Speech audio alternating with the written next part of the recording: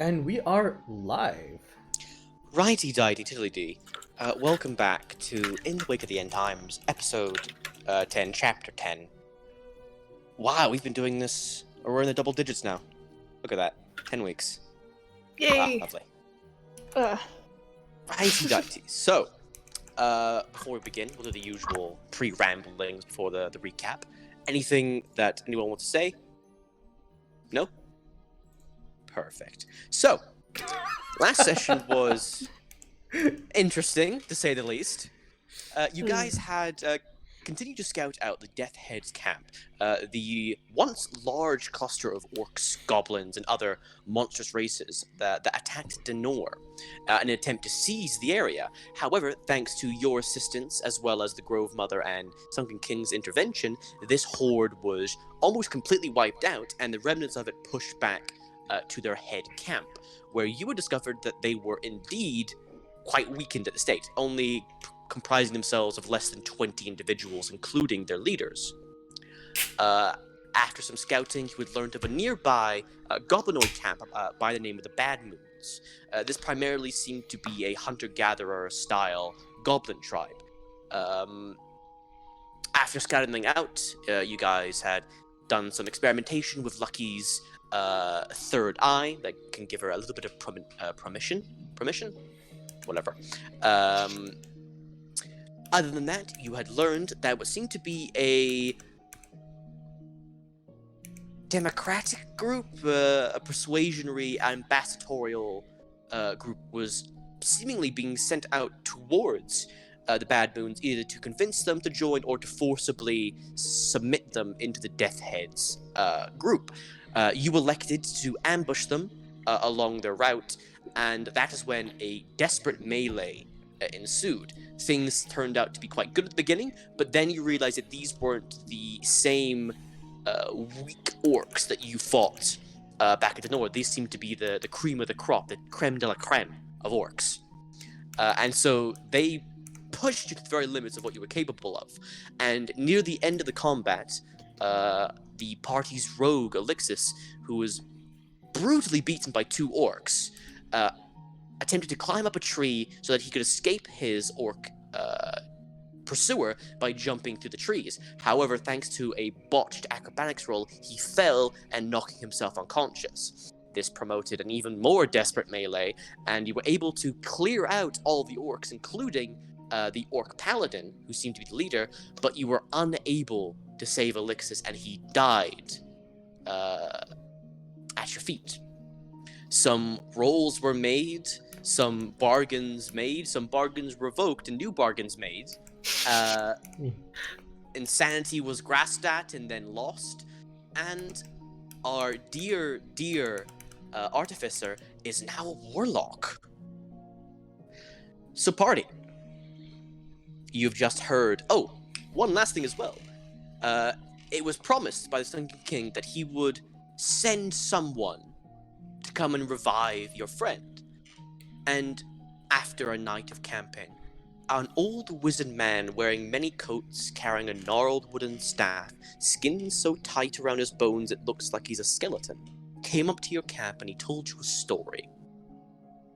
So intrigued by the story, the soul of Elixis was transfixed back into his body, and he was able to listen to it.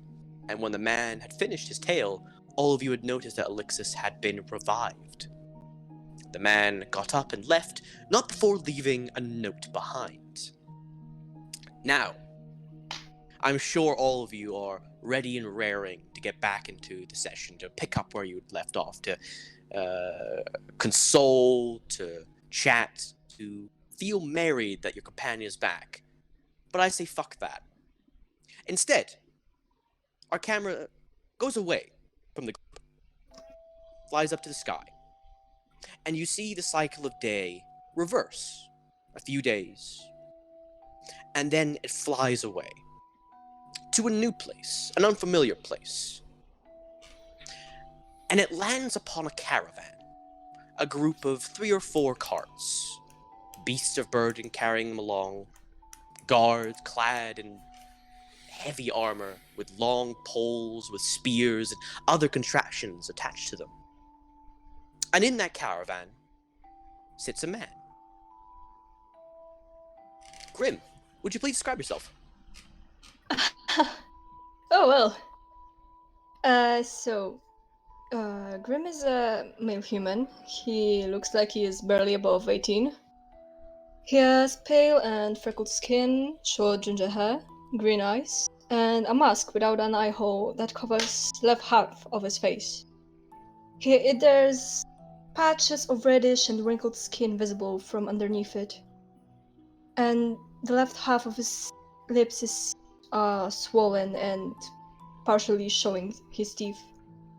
He's wearing a simple yellowish shirt, brown leather jacket that's fur-lined, simple light brown pants, leather boots, and heavily embroidered back over his shoulders. And he's also carrying a staff with this yellow crystal. Mm-hmm.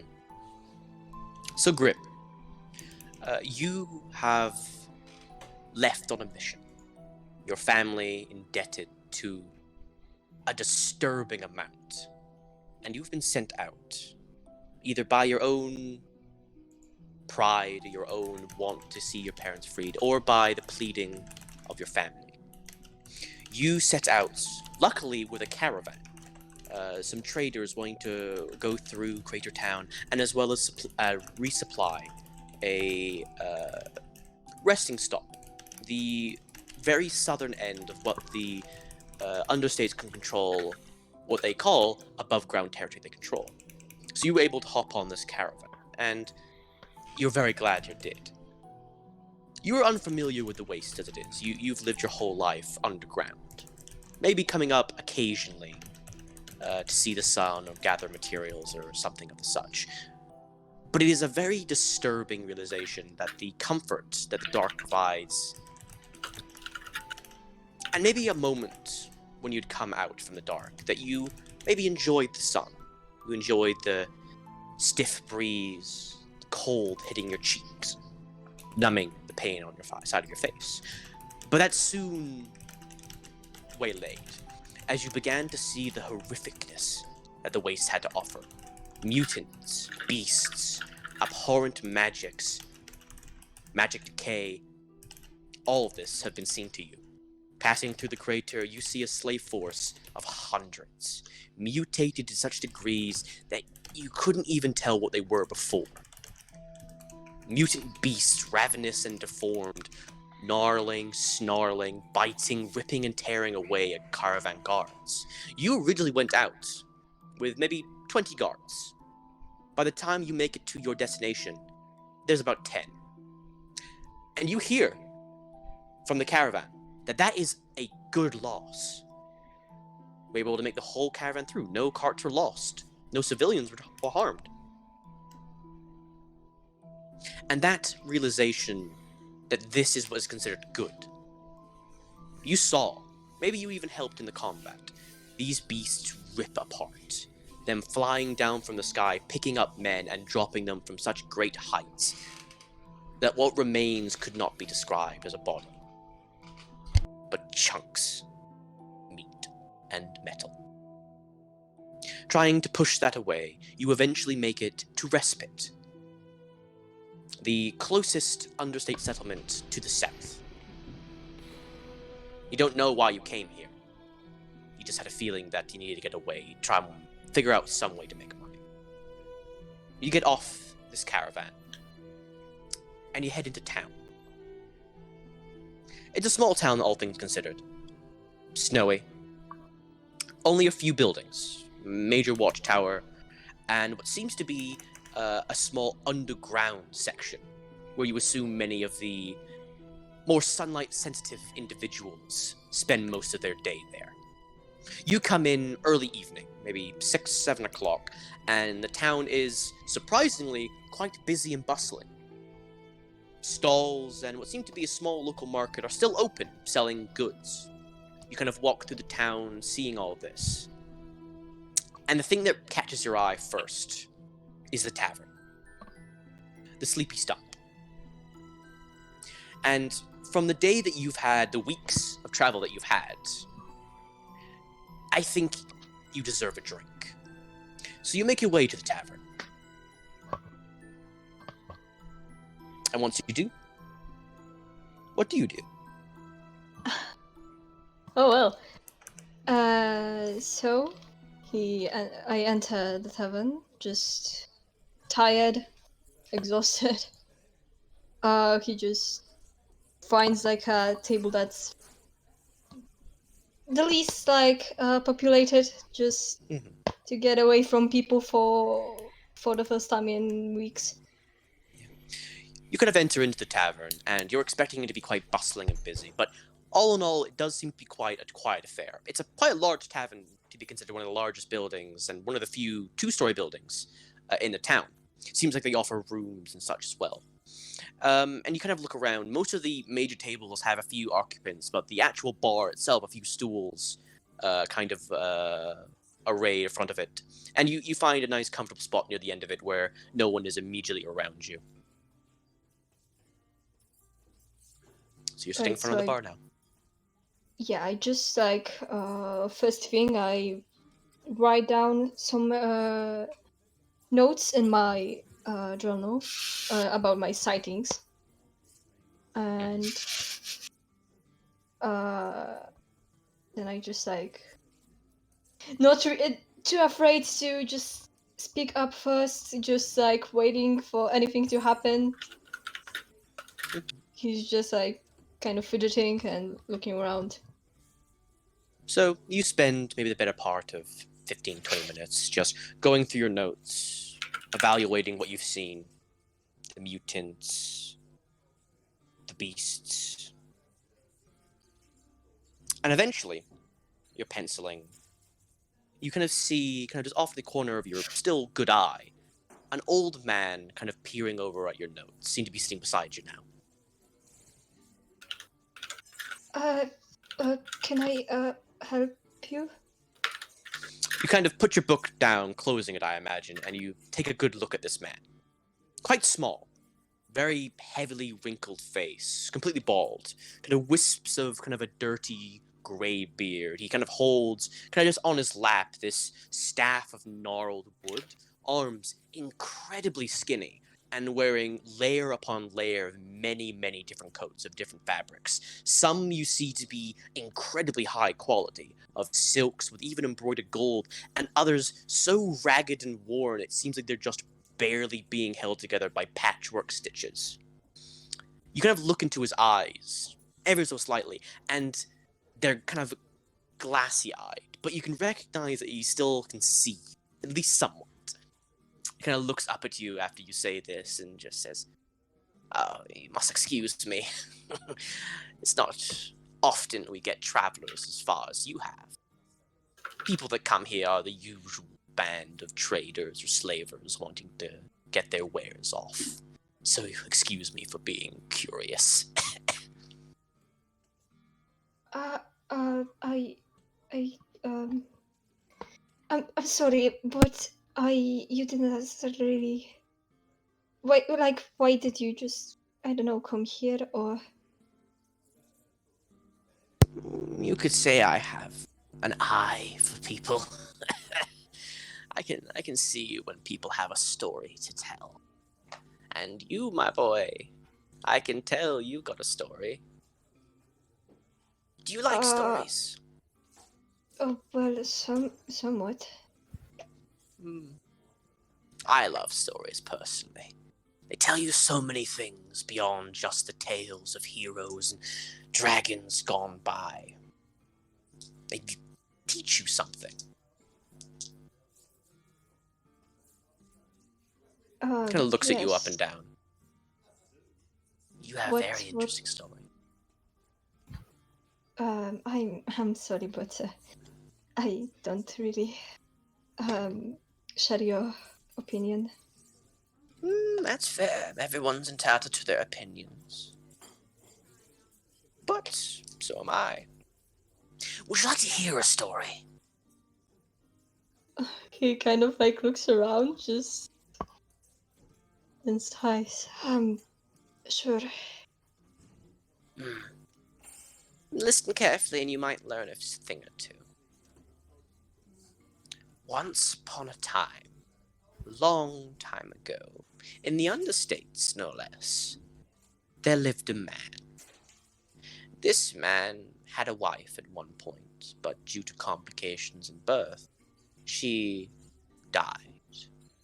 This rocked the man, and while he tried his best to be a good father, alcohol, gambling, and the occasional narcotic substance prevented him from being as such.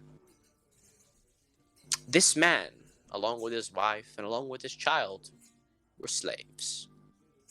Slaves born of slaves, a family of slaves.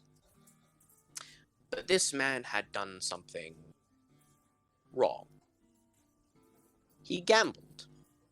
He gambled away his pay. He gambled away everything he could, until he gambled away something that he could not pay. His master's honor. The master, finding out about this, was infuriated. Lashed that slave he did, whipped and beat him he did. And upon the next gathering of the gamblers, the master, along with a retinue of guards, the man, and the man's child, arrived. The owner, the slave owner, you see, was a businessman, a shrewd businessman at that. And he made a deal to the loan sharks, the gamblers, the miscreants who this slave had owed not a fair bit amount of money to. He promised that he would give them this child, a slave of slaves, with a contract that would make his life almost permanently in their hands. Now, in the understates, as I'm sure you're aware, a slave is not allowed to own slaves unless under very specific circumstances. And this was one of them. Why do you presume I know that? I can tell by the look in your eyes that you are disturbed by what you've seen recently. You look round here, Sonny. Most of the people have lost that glint in their eyes. You still have it. I reckon that you grew up in the States. Not a nice place, but it's better than out here. I have an eye for people, as I've said. You don't get as old as I have without learning a trick or two. Am I wrong? No. Didn't think so. Now, where was I? Ah, yes. So, as you know, slaves are not allowed to own slaves. So, these loan sharks, these gamblers, wanting to hold maybe a little bit of power over someone of their lives, agreed, along with a small compensation of money. The man and his child were separated, never to see them again. And that's where our character changes. The boy, you see. He was, well, not a great slave. He did what his masters told him, and they lorded over him at every opportunity. A slave of the slave is among the lowest rung of our society. And so he was beaten, he was whipped, he would starve for days before he could sneak away some scraps of food. But the one thing that he learned while he was this lowlier position was that no one paid him any heed, whether it be slave, master, guard, or thief. It was as if he had turned invisible. And he used this to his advantage. Now, this boy, while not a great slave, was a great listener. So he listened to the conversations with quiet and open, secrets kept. Not from him, though. And he learned so many things and sold it to so many people. To thieves, to burglars, to highwaymen, to murderers, to kidnappers, to these scum of society. And with this, he was able to make money to one day pay off the debt that his father had incurred on him. And for many years, he did this same thing. secrets for gold, secrets for diamonds, secrets for land. Until this boy, who had hoarded this gold, this wealth, and even this land from his masters, one day came up, handed them the debt he was owed, and he became a free man.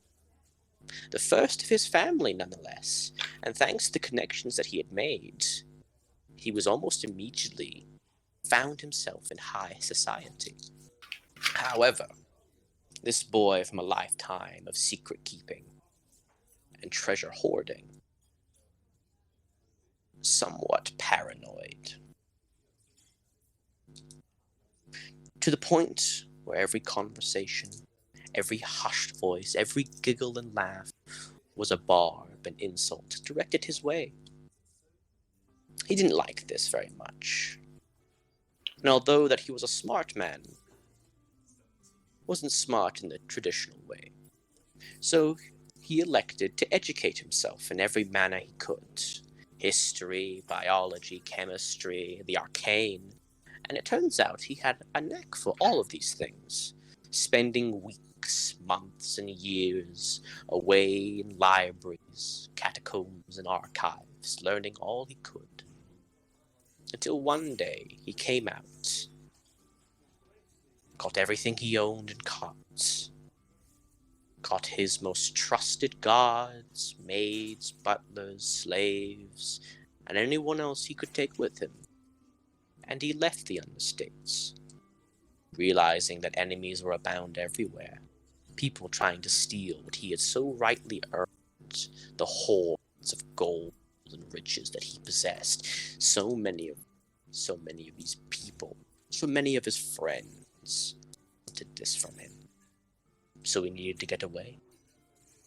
For who were they to take what he has so rightly earned? And so he traveled all across this known world, until he came across a place. At this point, many had been lost, but the hoards of treasure that he carried with him were still his. Bandits could not take him, for his guards were the most well-equipped and well-trained. Monsters could not fight him, for his arcane prowess was legendary at this point. But he realized the lands around him were scarred, unfit for a person of his standing. But one night, camping near the southern end of this continent, through the mists he saw an island he had never seen before, had never been seen on any maps as of yet. But he knew the seas were dangerous. They were the king's domain. But a king's ransom, maybe, could sway him to allow him passage to the island. And so, with a heavy heart and a golden finger, he pointed to the carts that should be dumped into the ocean. And so they were. Treasure unthought of today, jewels, gem, magic items, and tomes dumped into the briny sea.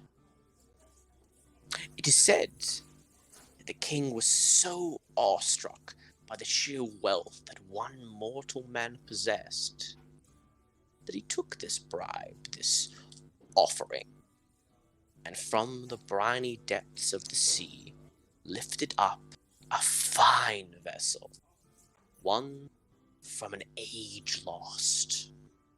He loaded up the remainder of his men and his material onto that ship and sailed the sea with guidance and with protection from the king, no less. And he made it to this land. And that is where the story usually ends. Some say that he dies on that island, a paranoid old man. Some say that on that island there is treasure beyond all comprehension. But I believe a lesser-known story. A story that continues when he finds this island. You see, this man had gone old at this point. Bitter and paranoid. The mind beginning to break. But he still had enough site to construct his men, to tell his men to build a city to protect themselves. And so while his men built away at a town, he went out to build something else. A tower. More opulent and more grand than anyone built before. With arcane mastery and with all of these things, he built this tower. But by the time he had finished it, he was at the very brink of death. But he did not know what lay beyond. He did not know if his wealth would stay his, or if others would begin to try and pick away at the wealth, like flies to a corpse. So he refused death. I believe you're a magic man, one familiar with the arcane. Can you wager a guess at what he did? I think I can imagine. Mm-hmm. Smart boy you are. So he became a lich. A powerful one at that. But along with now his rotting body, the paranoia only began to creep further and further in. And so he locked the doors to his tower, golden and resplendent, with wealth untold hidden within his chambers. No care and no mind for the town that began to grow in his absence. They became self-sufficient, and after many a year, paranoid thoughts in his mind, he crept out to a window and saw the town become a city. And his paranoia slipped aside for one moment, and from that window, a fountain of gold was showered upon the town. It is said that to this day, that man rests in his tower. Many titles adorn him. When he was yet a boy in the Understates, he was given the title the Keeper of Secrets. When he was traveling the world, he was known as the Rich Wanderer. And when he had cheated death and built this tower, he was simply referred to as the Golden Man.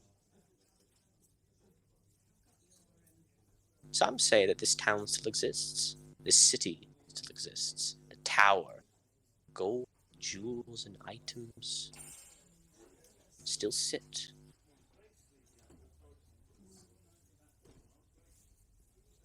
Now, isn't that a nice story?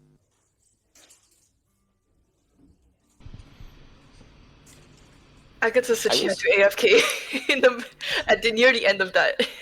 Yeah, she was being forced into AFK. No. Oh well. The man will kind of just sit there in that case waiting for a response.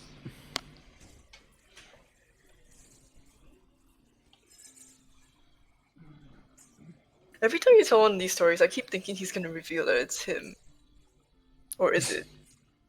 No, every time he tells one of these stories, I keep thinking he's gonna reveal, oh, it's actually that man went on to become like the Sunken King or like the Grove Mother. I mean, how does a man become the Grove Mother? I guess that's not entirely possible, but still, you know what I mean.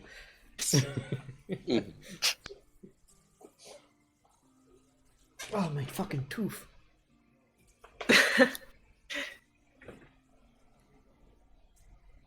I have like every story you tell is like one full page of my notebook.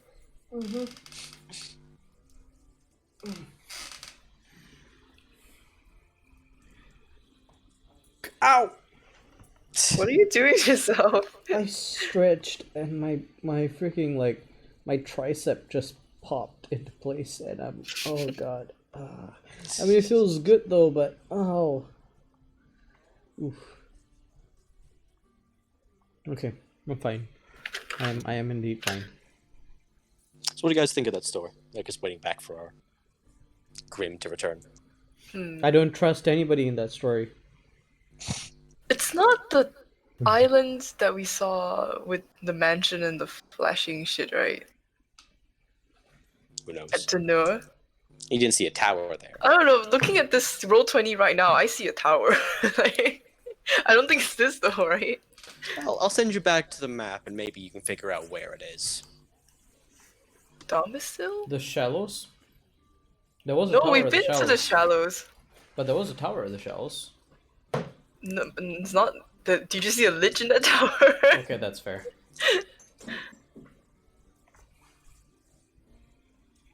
Well, I see 2 islands. But only one is far enough that you can call it undiscovered.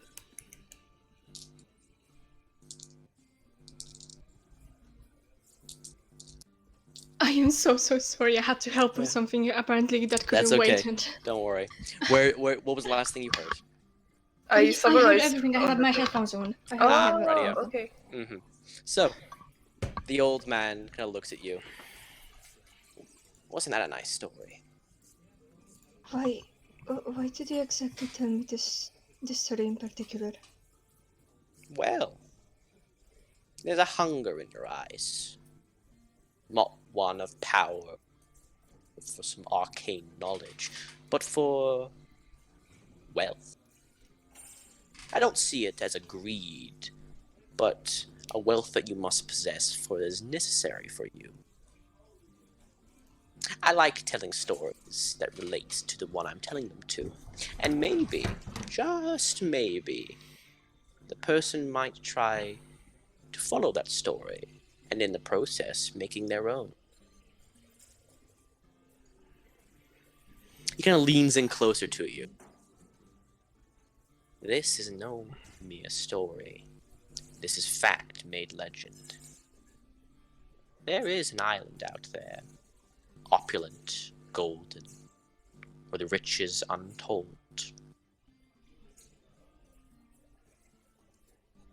And I believe that you might be the one to find it. Not on your own, of course.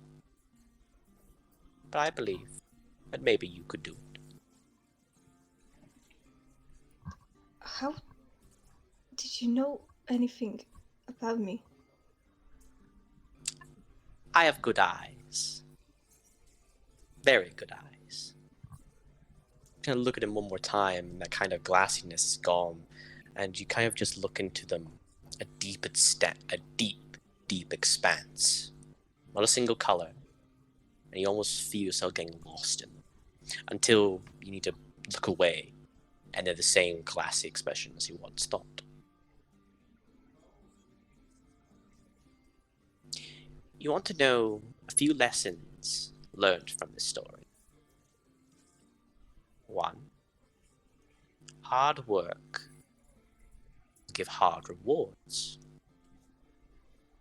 While an individual can do great things, they require help.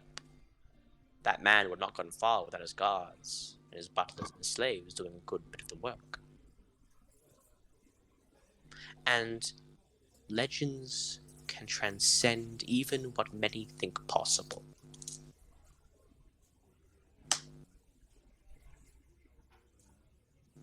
Tell me, son, will you seek the golden man in his tower?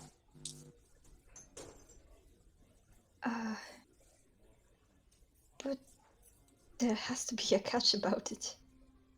It can't be simple. Oh, no, there are many catches. It would be a dangerous path, fraught with such horribleness, monsters and fiends of both mutant and of sane mind try to stop you on your path. You will be susceptible to madness, to injury, to death, and to worse. But at the end of it, if you can get through all the trials, all the tribulations, he will be waiting there in his opulent tower.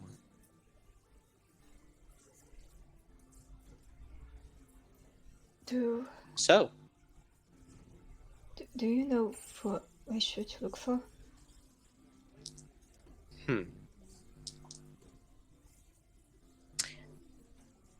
kind of see him think for a second.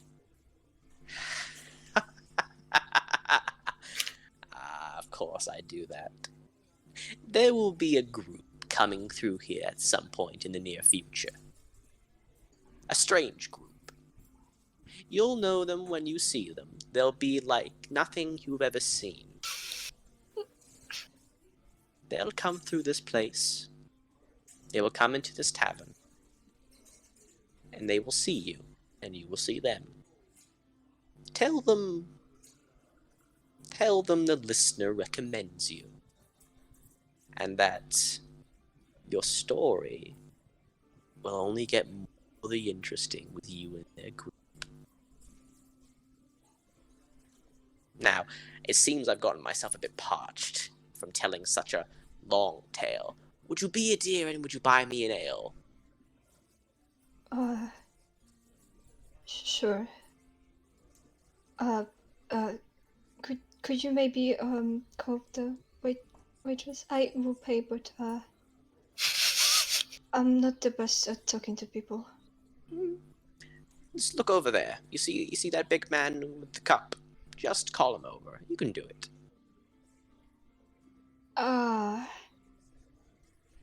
He kind of like looks for like a solid minute at him, just building up the courage to do it. He just like takes a breath and turns to them and I can do it. I just can't do it. You look there, where the man was sitting. And there's nothing there. Eventually, the bartender now notices you when he comes over. Says, "Alright, mate. Are you from that caravan? Oh, it must be some awful shit out there. You know what?" You kind of, underneath the table, you hear the kind of pooling of liquid, and he puts a pint in front of you. "That was on the house, mate." And he goes away to go and clean some cups. Thank you. He just kind of like looks at him walk away and just like immediately drinks. And with Grim pondering that story and drinking his ale, we'll go forward in time to the group. Back to the future. Listener. Back to the future. Sorry, I had to. So, group, you've just heard a fascinating tale from the listener. Elixis has been revived. What would you like to do? It is still night at this point. The listener has left, yes? Yes. So a few moments of silence, Adam will rise to his feet. The crown is fully grown in by this point. To the cart. Hold on a second. I'm not sure I trust that man. I'm gonna start examining Elixis. Like, is he like a zombie or is he like actually fully like? I'm going to put out a hand and just not stop, but like make Lucky hesitate for a second. I'm gonna say, many things might be happening, but I don't be so quick to distrust. Check Alexis, make sure it's all right. But I don't think the Sunken King is a being that is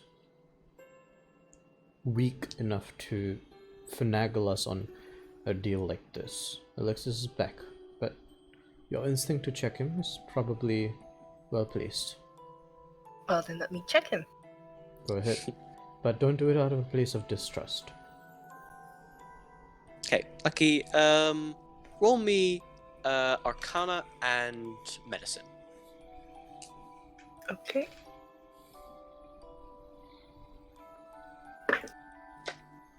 Ooh. Arcana is a 25. Medicine is 21. Rightio.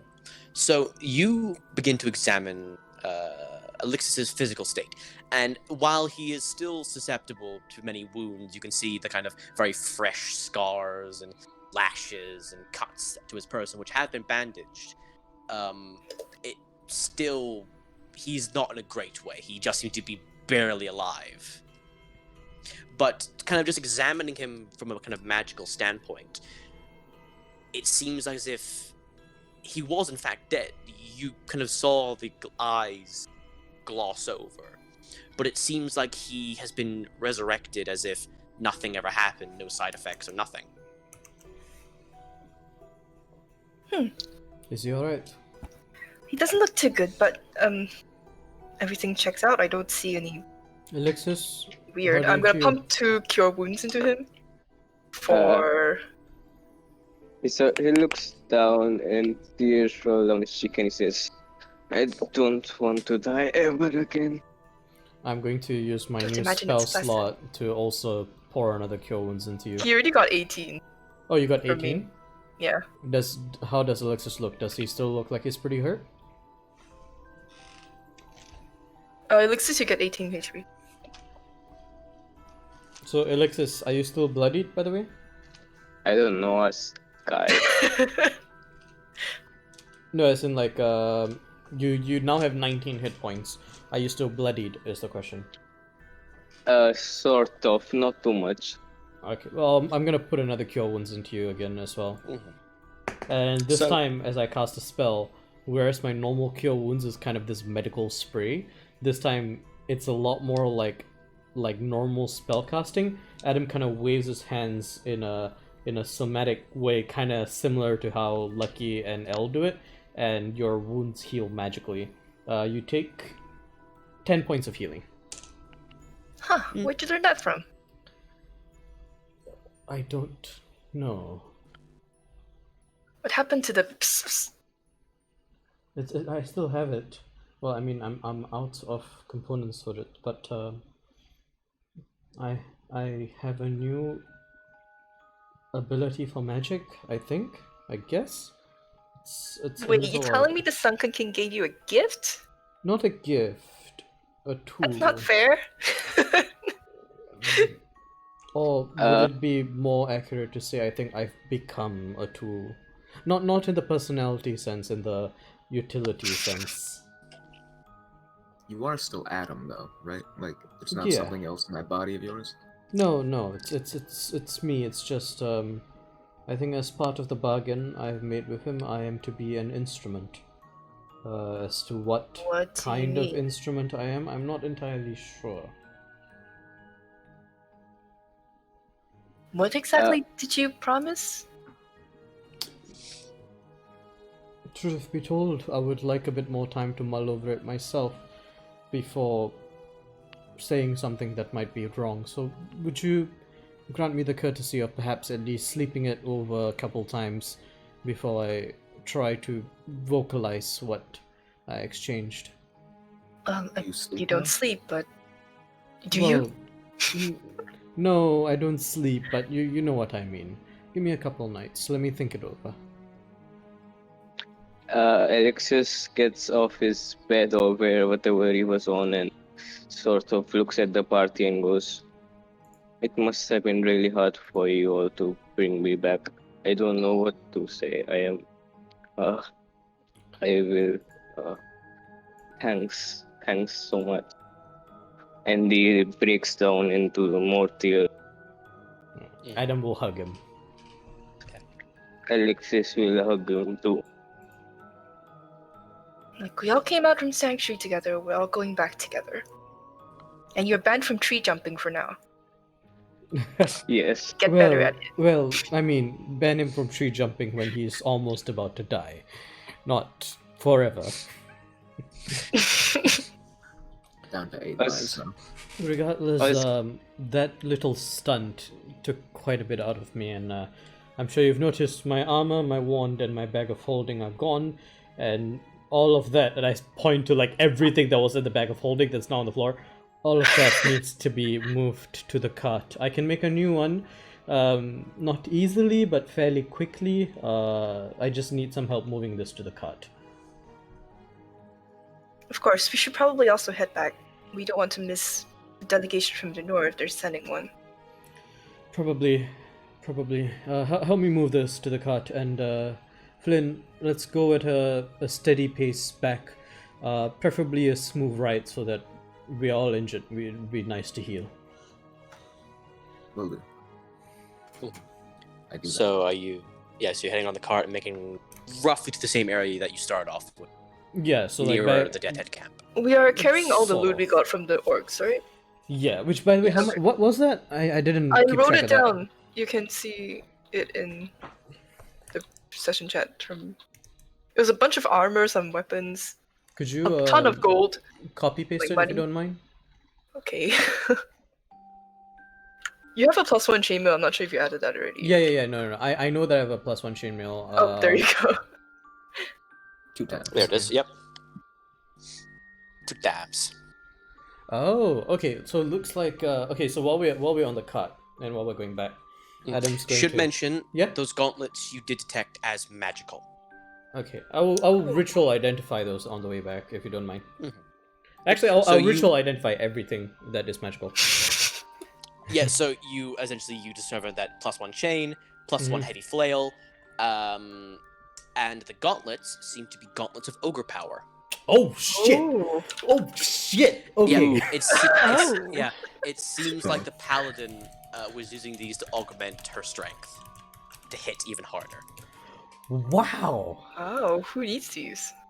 Like, well, Adam will be noticeably like excited as he's identified these gauntlets of ogre power. Okay. Yeah. Well, that is not something that I expected to see here. Gauntlets? They're quite common.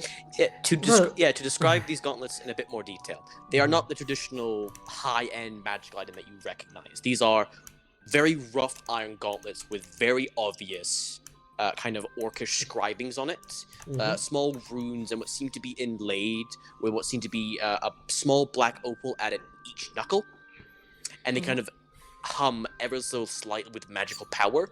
They're very crude in design. They're functional, and in that aspect, they're quite good. But yeah, it's not the kind of high end, mass produced. This seems to be like a specially done item. Right. So it's not like something that I would be able to make. Yeah, it's not an artifact. Right. It's not Okay. something that was before the war. This seems to be a new age production. Right. Okay. Gotcha. Well, I don't know where to begin. Like I said, that chainmail is magical, and I would like to use it to.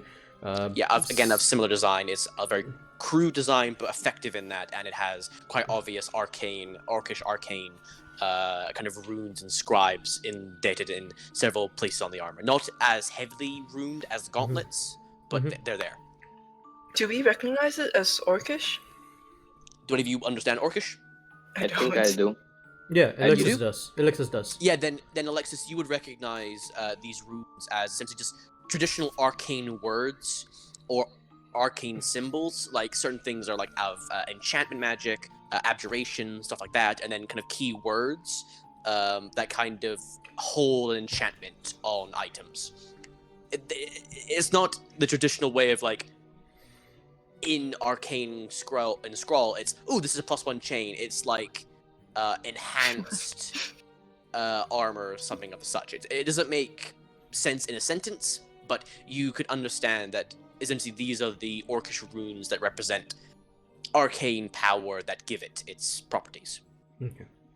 Alright. I'm going to while we're going through this, I'm going to call out to the rest of the party and be like, well, I'm not entirely sure where to begin, but these items are fairly potent. As I mentioned earlier, I would appreciate if I could have access to the armor there that seems to be enchanted to replace the one that I lost, although that would be a project that takes a while. Besides... I wouldn't mind, but I'm just gonna say wearing the armor of their fallen friends is probably gonna put a giant target on your head if there was Well, I'm going to smelt it down. That's too heavy for me anyway. I'm going to smelt it down, make something a bit lighter. As for the rest of what is here, I have a suspicion that this was supposed to be payment to the other camp, the what are they called? The Bad Moons. I have a feeling that the Deathheads were intending to pay the Bad Moons for an alliance of some sort, that this was to be a gift. I mean, look at this. This is not the amount of gold that you would normally be caught traveling with outside of your own home. Actually, Elixis, Yes. you kind of see the ring. I didn't recognize that you were on as an orcish. Can you roll me a perception check on that ring, please? Okay.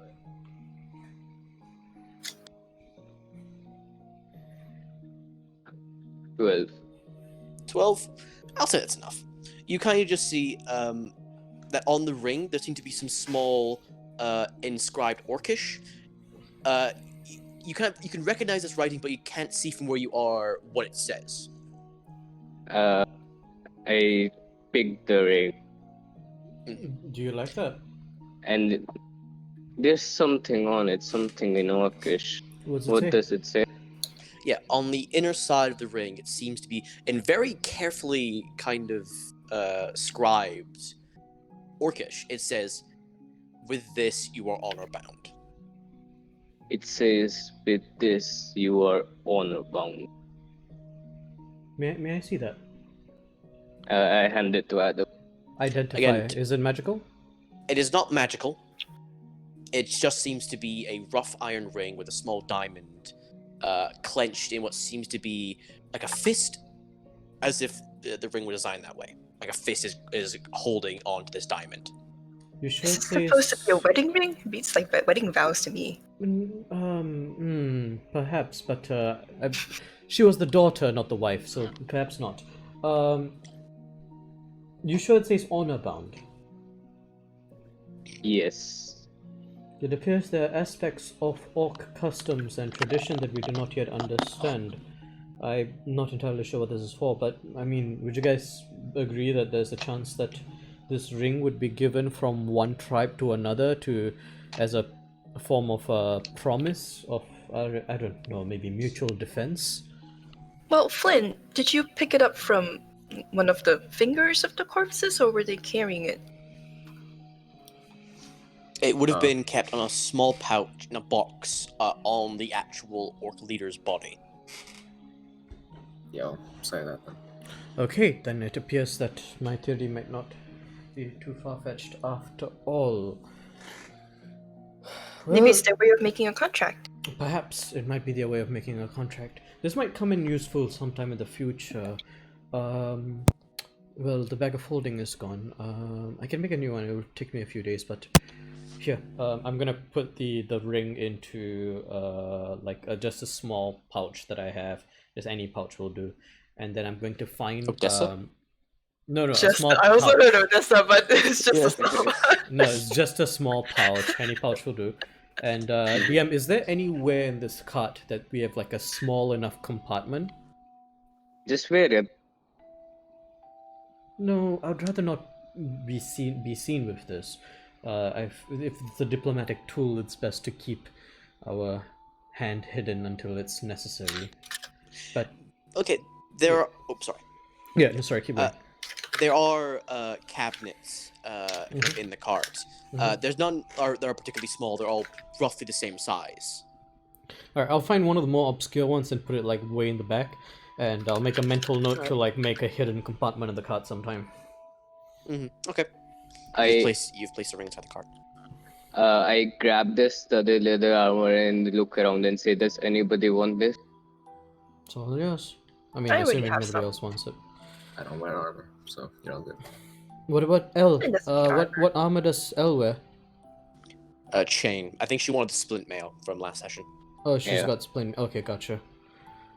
Well, Wait. looks like that's yours, Alexis. Nice.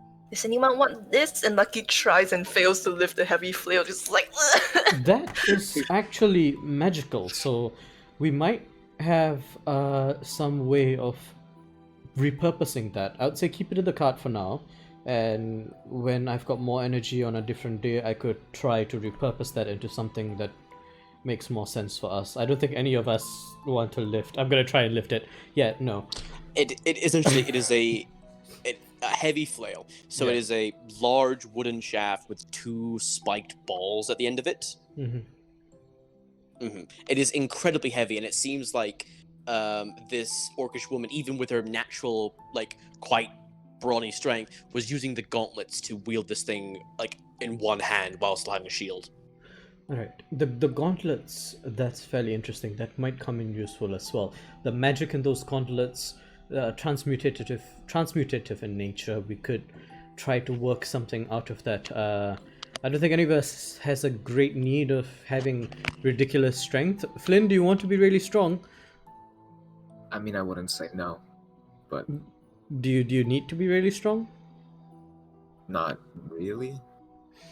Finn is really strong already. Well, Flynn is really good with his Faster than body. I'm strong. He's faster than he's strong. That's right. Well, let's put a pin in those two. Let's put the gauntlets and the flail over here, and I'm gonna open up one of the other cabinets and be like, we'll put a pin in this for next time. We probably can find some use for these. What about these gestures to a pile of 8 great axes? That will Again, be these- smithing material. I have lost my armor. It's like- Yeah, it does seem that these seem to be of greater quality than the ones that you saw beforehand. Well, Mhm. the orcs that you fought in the north were using a mixture of very crude iron or even stone weapons. Mhm. These seem to be of a greater quality iron. You know what, Adam? Why don't you roll me an intelligence check to see if you can recognize what specific kind of Okey-dokey. iron this is? Okie dokie, okie dokie. That would be a, what is that? 17? 16. 16. Then you could recognize this actually seems to be a very early stage of steel. You kind of recognize Oh. that this procedure is done. They take normal iron and then they kind of, while it is still molten, they essentially sprinkle in bone dust. And this essentially acts as carbon, which essentially creates a very early version of steel. So, not steel traditional sense, but it's definitely a much harder iron. Well, they're certainly ingenious. While that might not be the best material to make weapons with, it might be a decent material to make armor with. Let's store that in a separate cabinet as well. We could use those for raw material. Well, as long as you're sure you need it, we don't want these to make our beasts carry more weight than is necessary. On Adam, I will, wheels- I Sorry, will keep going. say this. Yeah, you would think that it would probably be a bit more effective both space-wise and even just weight-wise, probably just to remove the heads of the axes, as the shafts are just normal wood. Right. Yeah, well, okay, yeah, I'll do that then. I'll get rid of the wood and be like, well, actually, no, leave one of those shafts. I'm gonna need that very shortly, but we can throw the rest out. Alright. Over the So- rest of the day, DM, by the way, while all this is happening, so my infusions that I destroyed, right? Over a long rest, I can make more. I'm assuming it's only one per long rest. Am I correct? Mhm. And you Right. won't be able to progress any of your other projects as well. If I'm doing the infusion, yeah. Yes. So today, long rest, like as we are going to bed. I should mention, I did describe it. It is essentially evening time when Alexis is revived. Okay. So it's about Yeah, time it for was a like second he was sleep. revived during the night, right? So, It is the night. did we get a long rest already or no? Not yet. None Not of yet. you rested. Essentially, you were all waiting for this man to come to bring back Alexis. Hmm. So it's not past the point where you can get a short rest, or sorry, not a short rest, a long rest. But if you wait much longer, it's going to begin to rise up into morning. Okay, well, we're gonna have to deal without my little gadgets for tomorrow at least. I think we should have one day before the attack on the Death Head's compound, and they are significantly weaker. We should get our rest now. Does anybody need me to do anything for you? Anybody need me to touch up your armor, your weapons? I'm good. Let me get some sleep and I'll ask I in the morning about the status of the North. You mean if they've sent a contingent or not? Yes. Yeah, that would be a good idea then. Alright, well, I definitely need some rest. I am exhausted. Will we want to drive the cart through the night or are we staying here?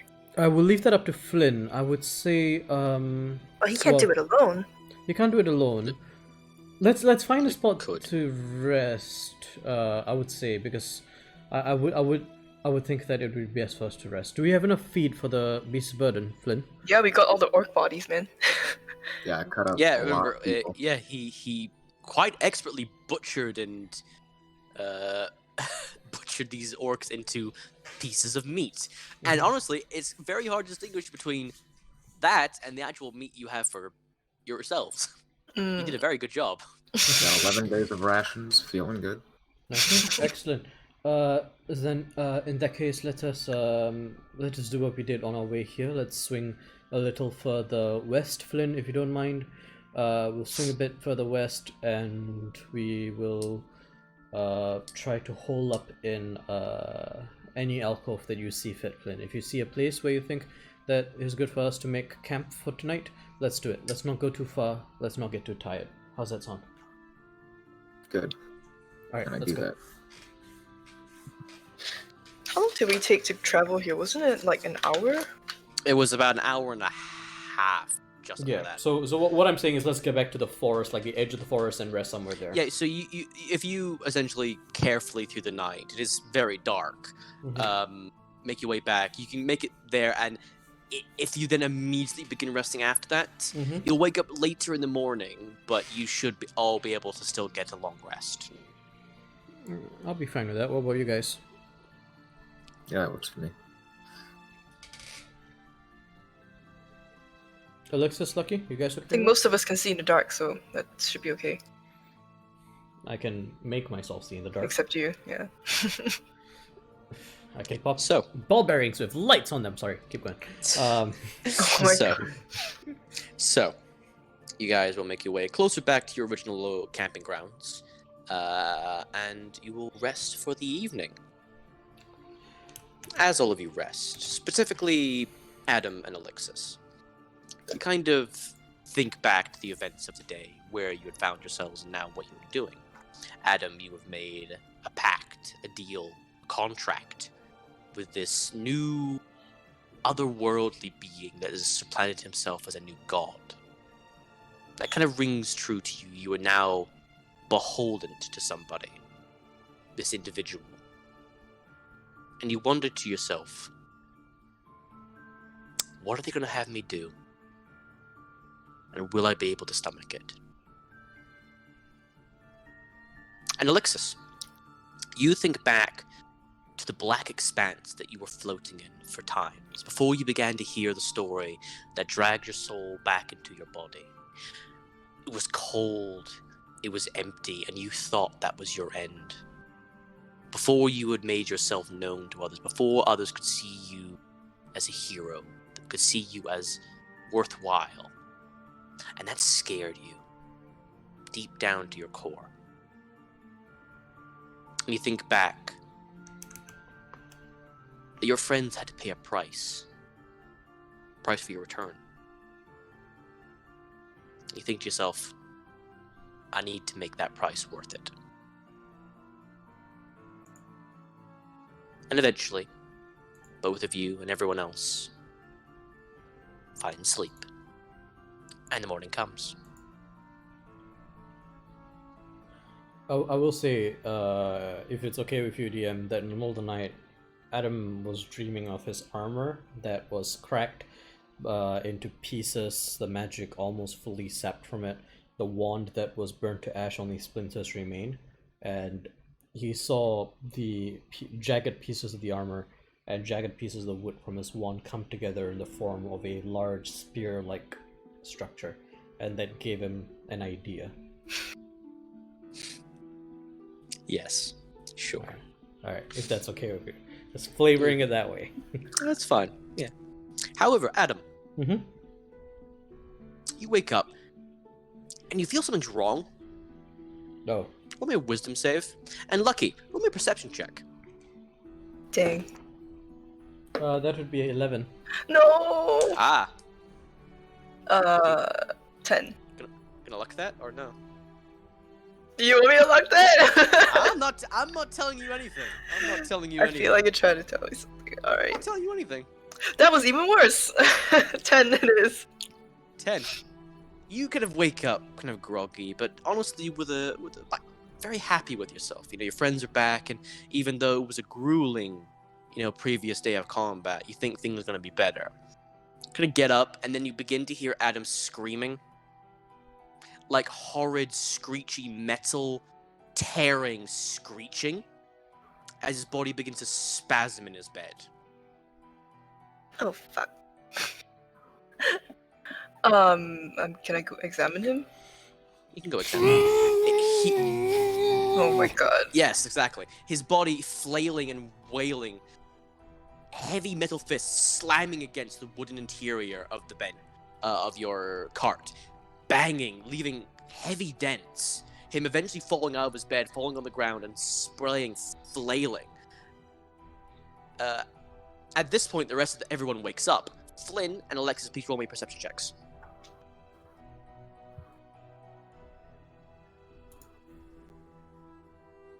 Uh, 21 for Flynn.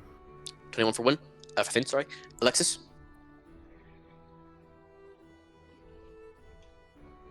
Alexis? Oh, he's talking, but we can't hear you. Can you rejoin the thing? I think it's the same problem as last time. Mm-hmm. Anyway, well, essentially Flynn got it. So Flynn, you kind of see this. You're on a top bunk, and you can see just Adam flailing on the ground below you. And you kind of look around, seeing what the fuck is happening, and something catches your eye, and slowly you turn over to the pot with a piece of Adam that's grown. You see sprouting out from the dirt what seems to be the rough approximation of a half-formed skull, with a disgusting humanoid eye staring at Adam's body. Oh, Hey, I don't think that's normal. Look at it. Yeah, you see what seems to be the half-formed skull of a human, maybe the right side of the face, the kind of interior, the kind of sunken eyes, and kind of beginning the form of human teeth. And along the outside of the skull as well, small protrusions come out of it. It seems like half of the skull is formed, and on the inside of it you see this disgusting red flesh. Well, you assume to be some kind of brain developing on the inside of the skull, and an eye in the socket. Not one pupil, but two, almost conjoined, liquidating and kind of blending into each other, and this eye is staring at Adam. And Adam, what you see as you are spasming on the ground is a sickening double perception. You can see through your eyes, but you can also see from this third perspective staring down at yourself, almost in third person. And this contradicts what is happening in your mind and your body, and your construction cannot understand it. This Hey, is Lucky, I'm gonna break it. causing it? I think I'm gonna break it. Oh, okay. Adam, smack you you with take a stick. 9. Adam, you take 9 points of psychic damage. Is this And then the post long spasming rest? Post long rest, Okay. and then you stop. Before or after Flynn breaks it? I'm gonna say, Flynn, you see Adam, his body one more violent spasm, and then he stops. Would you still hit the thing? I was about to, but I'm halfway and stopping now. So I guess not. How do I feel, DM? After the spasming, you feel a deep, echoing pain in your mind, but physically you feel fine. I'm going to sit up. My eyes are each eye is going a different color until they kind of stop going all kaleidoscope, and then they revert back to their normal blue with a bit of sea green tinge now. I'm going to look up. Adam, what happened? I'm going to get up. Ritual identify Maya. on the Hey. human. Hey, welcome back. Some shit's happened. Alright, It just happened. Yeah. Great. I'm gonna get up and ritual identify on the skull thing. So not smashed. Is it still looking at him creepily? So for a little Shay's exposition, what the fuck's happened? Grim got introduced. They're not in the party yet. They seem to be in another location where the party will eventually get to. They met a listener again, where he told him this story of the Golden Man, this lich, who had found himself a secluded island and made a tower of gold. The party was interacting with Alexis after he had died. Adam was coming to terms with the fact that he had now signed a contract with the Sunken King. And now everyone has made their way back to your original camping point nearer the Death Head's camp after looting and taking everything from the bodies. Everyone slept, and then when people woke up, they noticed that the Adam pot where Lucky had shaved a piece off him and put it into the Grove Mother dirt, has formed into this half a skull with a meaty red interior and a strange Oh. double pupiled eye, which supposedly had caused Adam to violently begin to spasm. Oh. So you were witness to that as well. This happened inside the cart as you all were resting on your bunks. Gotcha. How does the pot skull identify, DM? So before you identify it, you notice the moment that you kind of come to, the eye sort of just rolls back into the skull, and just the whites of the eyes, or the white of the eye, essentially, is just there now. Oh, okay. You identify the skull. Mm-hmm. Roll me a wisdom check again. Wisdom check. Can it be charisma? No, it's good. Oh, no, sorry. guidance, Wisdom guidance. saving throw. Sorry. Oh, Oh, wisdom saving saving throw. Okay. Mm-hmm. It's a +1. That's a 16 though. 15 + 1. 16. Yeah, you begin to identify this, and before an answer begins to form in your mind, just contradiction. A deep contradiction in your mind, and it rattles around, and you have the good sense to stop identifying it before something Okay. similar than what the fuck just happened takes All you right, I'm again. going to stop trying to identify it. Hey, But then when the contradiction forms, I want to try and not identify, but I want to try and rationalize the contradiction in a sense of what is contradicting what. It is as if you are trying to identify yourself, but in a different way. As if you're identifying yourself in a separate body, but it's not you. The magic is similar, but not right, and it's wrong, but similar enough. This is... okay, I was expecting a tree, not this. Not another Adam. I could At that point, see the eye myself. rolls back forwards.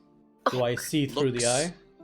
You don't see through the eye. Okay. You see the eye looks up at you, looks over to Lucky, looks up to Finn, looks up at Elle, looks at Lixis, and then it buries itself back into the pot. The head buries itself back? The head sinks into the dirt until only the very top of the skull is exposed. I don't think it likes us. I'm going to kind of lean a bit closer. What are you? Reveal yourself to me. You see the skull poke its eye out, just its eye, so the bottom of his jaw is not exposed, and it kind of looks at you again with this double pupiled eye. Kind of just stares at you.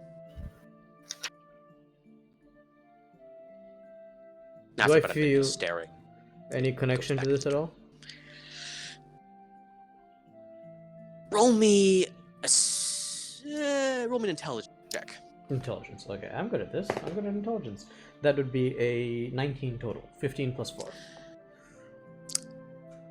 In some sense, not exactly, and this is a very vague description, it feels almost like an infusion, but stronger and have a much more visceral connection to you.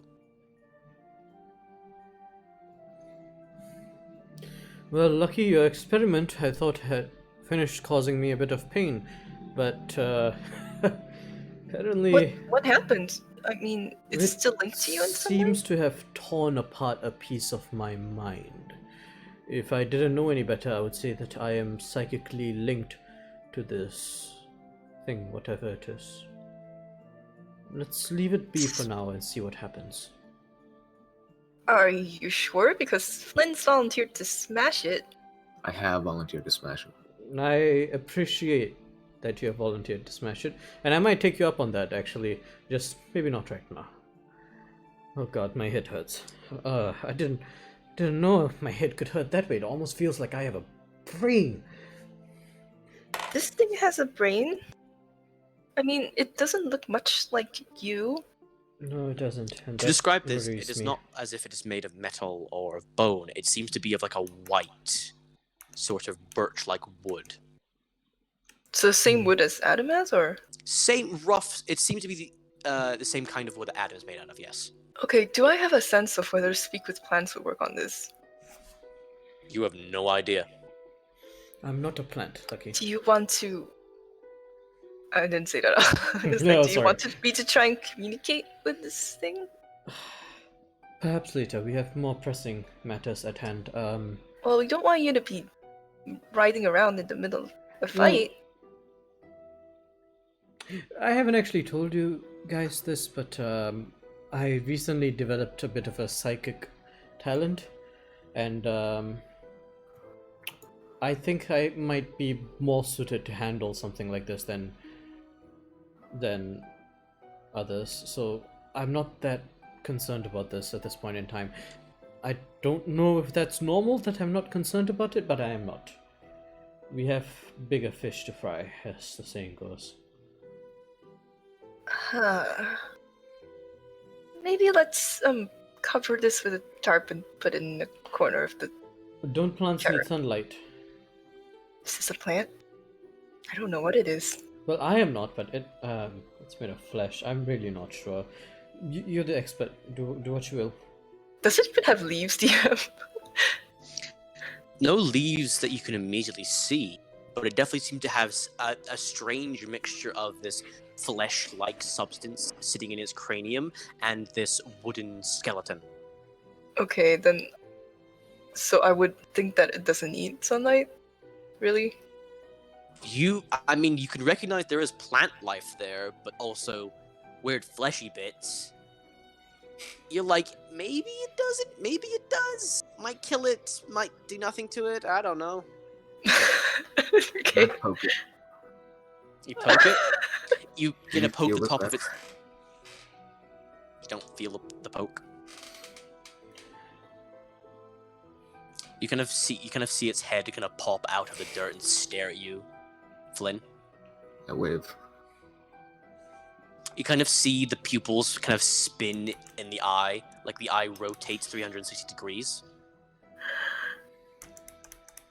It's Flynn's strategy to wave at everything. It's worked so far. Well, have your fun with this thing. I need to prepare for the rest of our day. The other Adam piece, kind of curious, I actually meant to bring up an Adam piece, but you did it before. The second Adam piece that failed to grow, it's in my possession, yes? Yes. Okay. I'm gonna grab one of the shafts that were used for the great axes. What kind of wood does it make from? You recognize it seems to be of just regular birch kind of thing, similar to the kind of trees that are growing around here. This one seems to be of a slight reddish hue. Okay. Reddish hue, I like that. I am going to carpenter's tool down this handle into kind of a, not quite a staff, but a very long wand. Okay. Right. A half And- staff. A half staff, and I'm going to make a small hole inside of it where the other Adam piece can fit. Just snuggle it in there, and then I'm not going to make a permanent item. I'm just going to channel an infusion into it and make a +1 wand. Okay. Roll me a carpenter's check, which will be your dexterity, sleight of hand, Okay. proficiency. That is freaking 20 some. That's 19 plus. Yeah, no, it's fine. Yeah. You do this relatively quickly and with a certain amount of effectiveness. It's by no means good looking. You can Mhm. spend some extra time to make it look nice and maybe add some runes or carves to it, but it's functional at the moment. Yeah, it's really I just need a fucking wand right now. Yeah. All right. So you have your wand. Okay, I have a +1. Let me really just add that into my inventory. Choose a wrought staff wand. This would be a wand, right? Yeah. Okay, I'm gonna choose a wand. Create infusion. Okay, excellent. Do I need to attune to it? I think I do. Yes, you do. Attune. Yes, I do. Okay, excellent. I'm attuned to it. All right, I've got my +1 wand. That's my infusion for the day. I'm just gonna put that I'm not gonna put it into my arm this time. I'm just gonna put it on my back. Okay. You have it in your holster. Okay, well, I need to work on those cloaks. Well, do you guys have, I guess lucky we were going to ask about Dano, weren't we? Yes, I have decided based on recent events that use of the eye should probably be a party decision from now on. So- Well, it is your body, Lucky, and, you are the one who makes the final decision, but if you Yeah, but it seems like input, I'm not the only one that pays the price for a mistake. that is true. Well, are we in agreement to ask the eye regarding the status of a congregation from Dano? Yes, I was thinking we should probably ask first a yes or no question whether the messenger bird has reached them.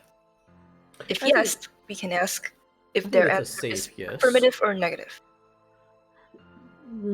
I would like to, if possible, reduce the number of total questions. For example, if we asked, has a delegation been sent from Dano to assist us in our endeavor, then if the answer to that is yes, then we can imply that yes, But the messenger bird was indeed The answer to received. that is no. It could be that they haven't gathered the resources yet and they're still going to send one soon, or we don't know if they're planning to send one or not. That's true. Still, I think we should find a way to ask less questions. Perhaps we should start with a more compound question, then start with a very simple question like, has the bird reached its destination? Compound question. Yes, a question that gives us more answers than simply a yes or no. So, has a delegation been prepared to leave Dano to assist us on our journey? And if so, have they left? Something along those lines. I don't think you can combine questions like that. But we haven't tested it, have we? Is this a good time to test it? You do have slightly less repercussion from using the eye at this point. It might be a better time than any. Okay, so what's the question? What do you guys think about has a congregation been prepared from the north to... Congregation? No, has a delegation been prepared to assist us departing from the north? And if so, have they departed? Sure.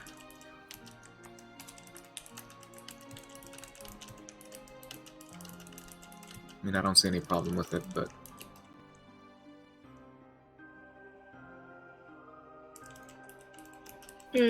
Well, one problem with this is that if they are in the middle of preparing the delegation, the answer would still be no. We wouldn't know if they're planning to send one or not. what if you just asked if we're gonna get help here? Oh, that would... Well, that might be a bit predictive. It That is might a be a yes or bit no question, predictive. and it's predictive. The last time we asked a predictive question, it wasn't that taxing. True, it wasn't that taxing. Yes, I like that. Are we going to get help from Dano with assaulting the Death Head's compound? I like that. Should we put a time limit on it within the next 3 days, maybe? Yeah, within the next 3 days. Okay, I'll ask the is our party going to receive help from the north, assistance in attacking the Death Heads within the next 3 days from now? Roll a wisdom save. Okay, that's cocked. I'm rerolling that. Okay, nice. 25. 25? The voice radiates in your mind. No. Oh dear. Yeah, we're not getting help. Alright. In that case, there's a good chance we might receive a return messenger bird with a message. So let's take a day. Let's rest at the edge of the forest and let's How wide is the eye right now? The eye, it is about maybe 2/5. Well, we could ask the eye whether we're receiving a messenger bird. If we're not, there's no point waiting for one.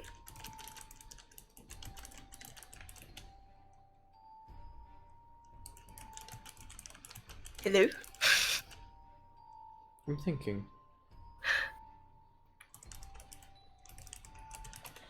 Well, yeah, let's do that. Let's ask if there is a message bird on its way to send us a message from the north. Okay, ooh. I just thought of something. What if Albert didn't even get there? It's very possible with the type of beasts that prowl these lands. Ask Could if the have eaten. father received our message. What if somebody else other than the father is there now? Okay. Did Noor get our message? Alright. Yeah. I'll ask you, did Denor receive the message that we sent via the messenger bird? Roll me wisdom save. Fuck me. No!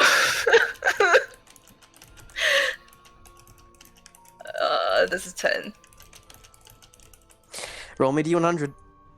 I don't have. Oh, no. I fucking ran out of luck points. Didn't you just take a long rest? Yes, I already ran out. Wow. 54. 54. Okay, give me a second. Oh no. Okay, Lucky. You attempt to ask this question and it does not come back. And for some reason, kind of radiating from the eye, you feel an intense anger and you feel like you just need to fucking attack the person right next to you right now. Oh my god. Shit. Roll an attack against... 1 minute. I assume Roll it's an like attack a against... Mhm. Claw attack. Roll an Claw. attack. Roll the attack against Adam. Oof. I don't know if I'm gonna hit him. What the man? Does a 16 hit? I'll let it hit. Roll damage.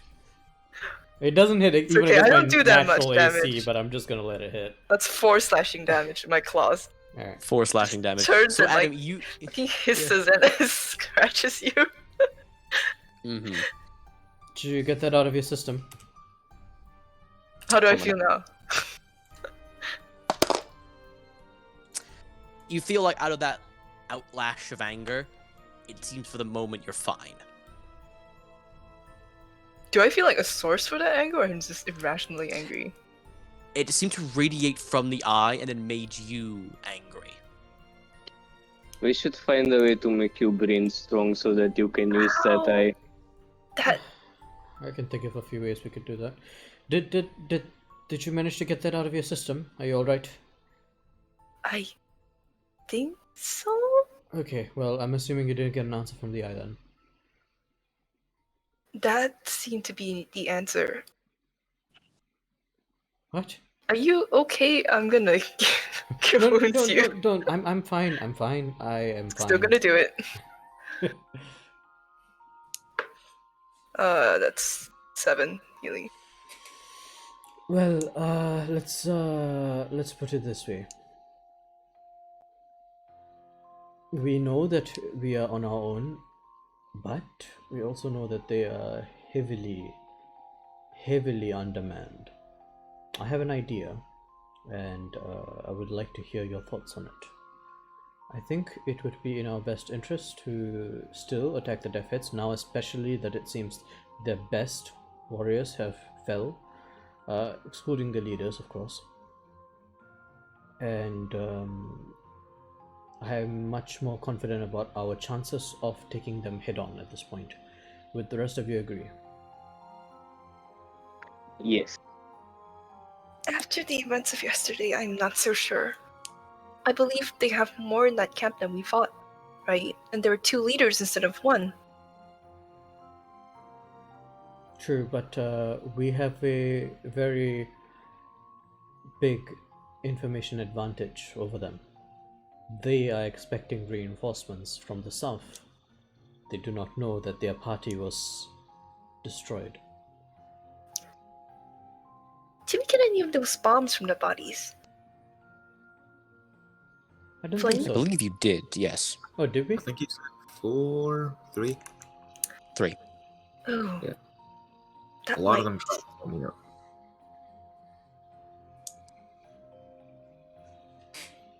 Then why do I let you talk me into these risky ass plans?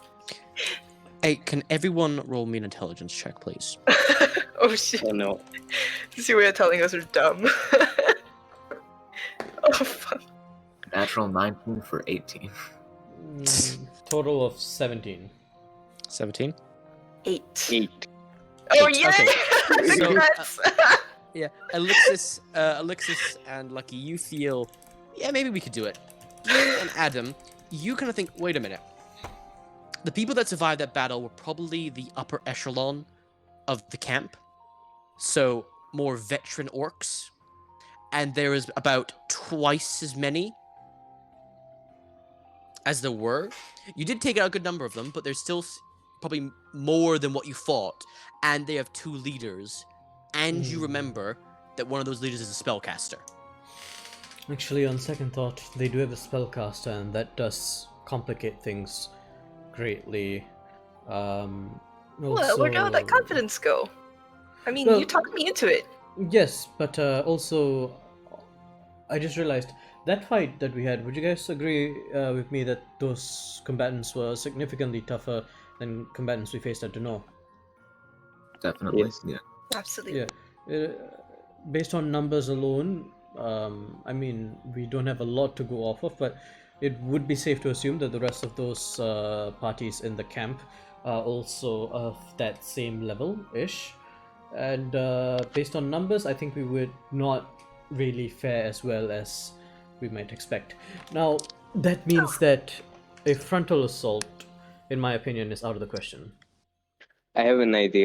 Yes, Let's Alexis. sneak in at night and slit some throats. You know, that is actually a very good idea. We are very good at sneaking. However, we would only be able to slit 1 or 2 throats before the alarm goes up, and then... I mean, people with slit throats can't scream. There's another idea. We can not slit throats and, fill the entire base with oil and light it on fire. Actually, I have a very similar idea to yours, Alexis. Lucky, the first days we were out of Sanctuary, you found an assortment of poisons, did you not? I believe you found them with my help. Yes. Could we reasonably do that again over the next couple of days? We could. And you have the ability to traverse ground as a spider. Yes. Why don't we poison their food and drink supply? Well, the thing is, as a spider, I can't really carry much. No, but we can poison your legs. All you need to do is take a little dip in their food. I don't know if it works that way. Would a dip of poison be enough? I mean, not that we've tested it, but we don't know how tasteless these poisons are, or how strong, how detectable they are in food. Thing is, this camp is still one of the biggest threats to Sanctuary, and I do not feel comfortable leaving it be even in a weakened state. They're in a weakened state, and one of their only allies that they tried to seek, well, perhaps they'll see that their parties didn't come back and assume that Bad Moons killed them all. No alliance. By the way, how much did you heal me for? 7, I think. Oh, okay.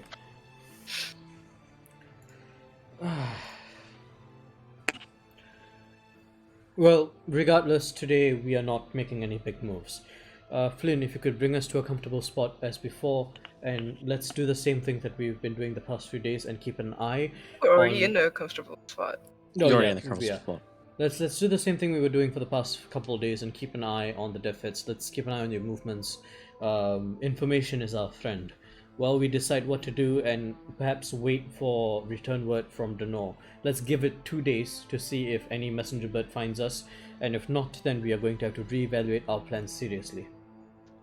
We should also consider scouting the camp, because maybe might have some advantage. That's find what I some- mean by we need to get more information. I'm saying we do the same thing where each morning we send Flynn and Alexis and Lucky out to scout the same way we've been doing it this whole time. Okay.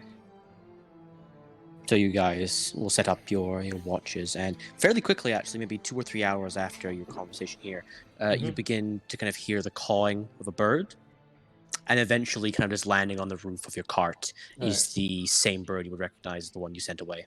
I will grab the message from it, and I will bring Again, it back into its cage. Yeah. So there seems to be a small, tube essentially where it contains a small message, and you unravel it, and it reads as such: "From the Father, group, we thank you for what you've done for the town, but recent events have led us to believe that we must fortify our current position. We would love to send aid, but all is required to allow for the fortifications to be completed upon time and to still have a strong enough bulwark in case of a secondary invasion from outside sources. At a later date, we would happily assist you in a full-on invasion against the orc threat, but as we stand currently, we need to shore up our home front. Kindest regards, the Father." I'll read it out to the rest of the party. Well, okay, so we know that we're on our own here. Do we still want to try and do this? 'Cause it seems Not like it's not kinda a stacked not a against us. frontal assault. I think that would be suicide.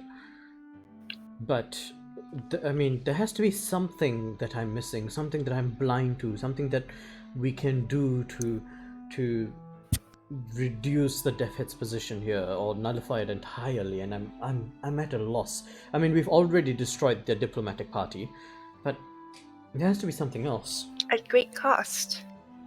At I mean, great sometimes cost. this just isn't anything you can do. I guess I'm just frustrated. I mean, there was a big price that we paid as a group, and I would like more than just destroying a diplomatic party. I would like to see some transaction for that price, I guess.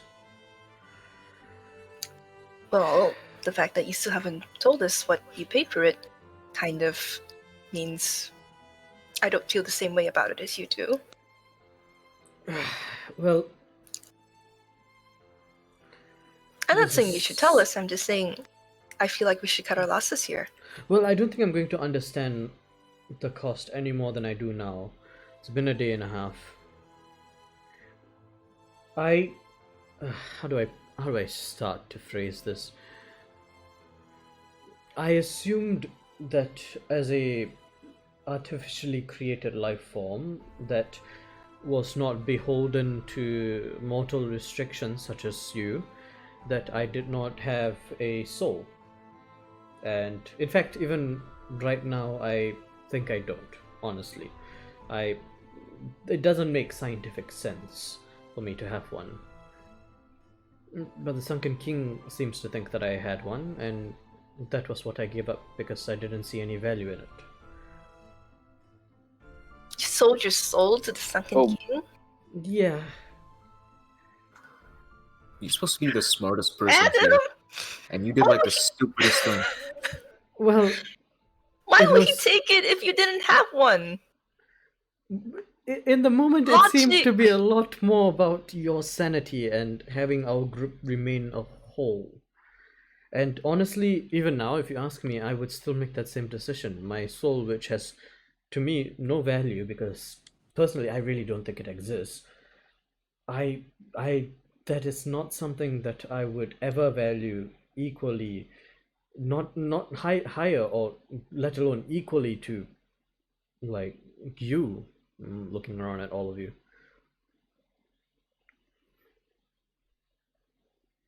My exact Well, words to him were, "I do not think I have it. I have no need of it.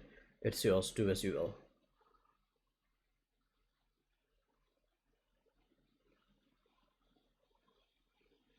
I don't know what kind of implications this has, but I feel I like a soul is worth more do. than somebody's sanity. Just on a gut feeling. Well, let's say I did have a soul, and let's say I didn't make that trade, knowing that Well, you he must were- have taken something. The Sunken King doesn't give something for nothing. If you don't have a soul, then what did he take? Well, there's more as well, which is why I am inclined to think maybe I don't have a soul. I am indebted to him and have been indentured to his service. After we complete our quest for Sanctuary, not entirely sure how much time will be left after that, but then I will be required to serve him for whatever purpose he wishes for a period of time. You sold your soul. A I did, yes. period of time. Yes. What is it, like a year? A decade? Eternity? Well, I am immortal, so it was bargained for eternity, but well, eternity is a long time. A lot of things happen.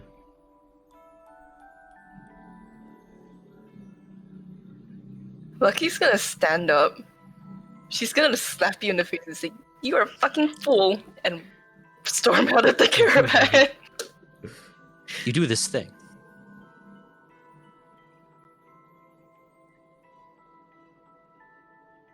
Well, that didn't go as well as I expected. I mean, you did just tell us that you've sold your soul. So, I mean, That's fair. how did you think it was gonna go, you know? That's fair, that's fair. Still, I'm still not 100% convinced that I had a soul to begin with. I just want to put that out there. I mean, you think and you feel, right? Yes, but I can rationalize those through, well, mechanics, science. A lot of stuff does not make sense in this world. And you're one of the, like, best friends I've got. So I'm gonna assume you have a soul? You had a soul. That the Sunken King, like, stole? Or you gave? This is weird and above me. So, I don't know, man. Me neither, but I'm very sure that you do have a soul. Everyone does. Well, for what it's worth, I don't regret giving it up for your sakes. There would be, if I did have one and I cared about it, then I might not have given it up for simple pursuits. But even if I did care about it, I think I still care about you a lot more. And it's really not that hard of a decision to make, given that, well, I don't care about it.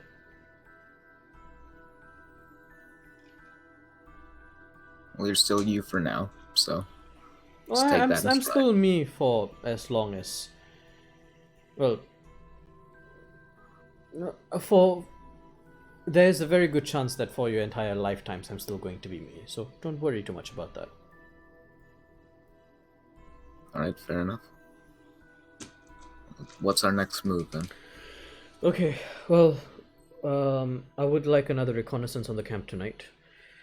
I'm gonna go outside. Lucky. She's like crying under a tree somewhere. Okay, how am I You going hear to... a soft cat crying underneath a tree. Yeah, I'm gonna walk Aw. back and forth a bit, like, okay, how do I approach this? Feel the guilt, Adam. I'm gonna walk up You were to... supposed to be smart. Why did you do that? I'm gonna like sit down next to Lucky.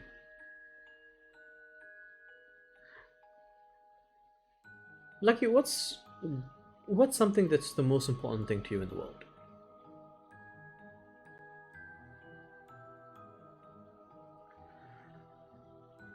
I don't know. I want to. Well, maybe that's a bad question. You are still young. Maybe you haven't found it yet. That's fine, right? But can you? Compared to you, but not that young. Well, yes, I guess. But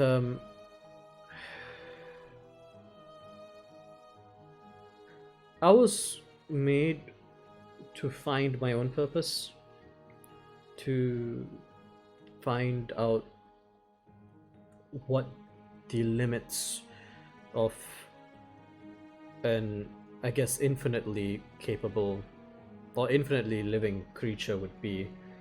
Warforged that was not created for war, ironic as that sounds. And over my centuries, The one thing that means more to me than anything else is the people of Sanctuary. Because they have cared for me and I have cared for them. I have seen generations pass, Lucky. Countless. Well, not entirely countless, but more than any mortal would be able to fathom. 400 years is a lot of children, of children, of children, of children, and there is nothing I wouldn't give to see Sanctuary safe. And we are outside the city now, yes. The four of you are Sanctuary. It's all that remind me of Sanctuary. The four of you are all that I have left of my home in this foreign land, and I will not let anything compromise that. A soul is a paltry sum in exchange for the safety of my home, and that is what you are to me. It is a selfish choice, Lucky, that I made, and I'm sorry that I made it without consulting you, but I have, and I don't regret it. It's not the soul I'm worried about. As a scientist, I don't put much stock in souls myself. I'm worried about you spending the rest of your life in the bottom of the ocean doing whatever Sunken King tells you to. Well, Like you said, Sanctuary needs you. It needs you are its protector. We need you here with us, not there. I'm gonna put out a It's hand a long and time. I'm gonna like stretch out a hand and kind of like pat Lucky on the head. You Don't said patronize me. I'm not patronizing you, but you said the rest of my life. I don't think I will be doing that for the rest of my life, between you and me. Well, what exactly did you promise? I promise to serve him in perpetuity. Exact words. That doesn't mean the rest of your life? To me, it means for as long as the Sunken King exists. And I am resourceful. Who knows? Oh, you're gonna kill him. I'll help you. No, but I might I'll outlive fight him with my bare paws. I don't think. Get your soul back. I think. I appreciate it, Lucky, but I think fighting him would be in a violation of my contract. I will hold true to my end of the bargain, assuming he holds true to his end of the bargain. I have no qualms with that. But I also. I mean, who's to say I might just outlive him naturally?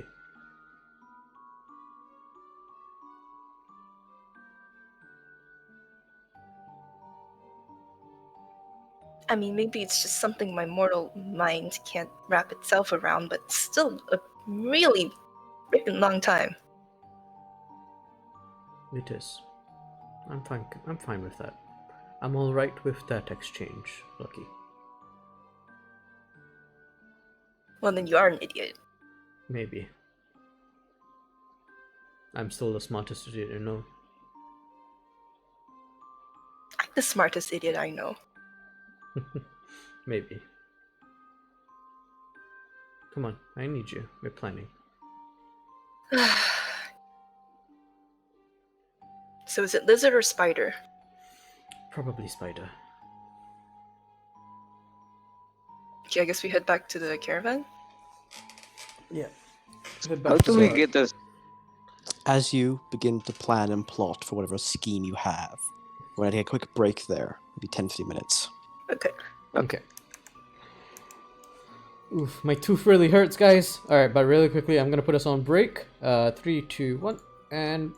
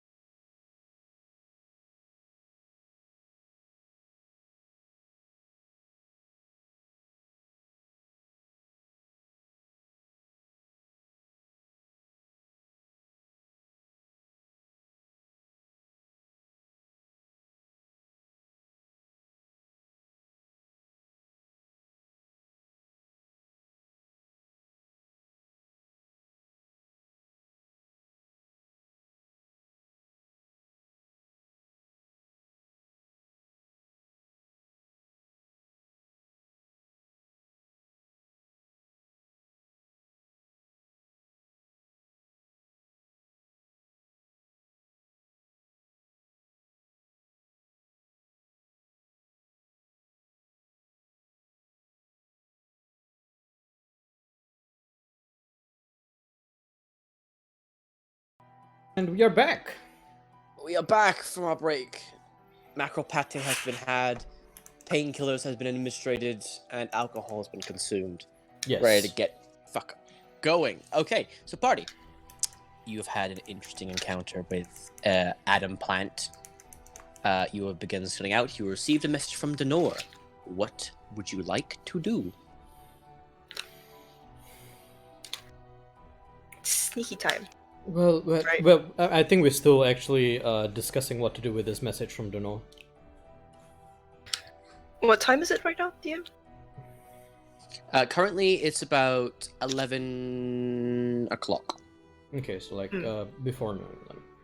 Well, Before let's see. We've received this message from Dono. Let's reply first before we do anything. I mean, there's nothing much to say. Well, I mean, I guess the question is, are we going to stick around here and try to sabotage the Death Heads, or are we just going to continue on our way? I personally think we should keep going, but it's up to the group. Alexis? Yes. Yes, for which? You want to keep going or sabotage the Death Heads? Let's keep going. Okay. Lucky. I'm with Flynn on this one. Okay. Flynn and Alexis. L, and then I'm assuming L tells us what she wants, but regardless, the vote is cast. Very well, then. I am ambivalent, so it's good that three of you have your minds made up. So in that case, let's do this. This ring. I'm gonna go pull the ring out. This seems to have some value between orc tribes. Do we wish to keep it on us, just in case we ever need to barter with it? Yes. Okay. Very well. Well, then in that case, I'm going to send a message back to Dano that we dealt with the numbers that we did deal with, and based on what we picked up off of the bodies of those that we had killed, including who we had killed, that they were going to barter with the Bad Moons for some alliance, but we managed to cut off the diplomatic delegation. We will update the numbers of the forces of the Death Heads and let Dano know that we intend on heading further along our journey towards the crater. Does that sound good with the rest of you? It's Looks good fine. enough. Okay, excellent. I'm going to pen that all down into a letter. I'm going to send an updated map of the area with my survey information Actually, here's what I'm going to do. I am going to take the extra effort, and I am going to cast... I'm going to ritual cast... where is it? Shit, where is it? Fuck, 1 second. Where is it? Sorry guys, give me a second. Illusory script, that's the one. I'm going to ritual cast illusory script. I almost said comprehend languages, and I was like, that's not the spell that I'm thinking of. Not ritual cast, actually. It'll just take me a minute to cast it. It's not ritual, so I'm just going to put a spell slot into it. And what I'm going to do is that I'm going to send this off to the father, and I'm going to make it so that the only people who can read it are the father, Brutus, and the rest of our party. People who cannot read it, people who have not sit, can read this. If they open it, it will see to be sent to the father of Dano. That's it. Okay. Yep. Radio. So you send this bird off on its way with its magically inscribed message, and it will arrive when it arrives. Yep. So, party, are you beginning to make some travel? Yes, finally. Yes. Yeah. Oh, sorry. One piece of flavor before we make our travel on this message, right?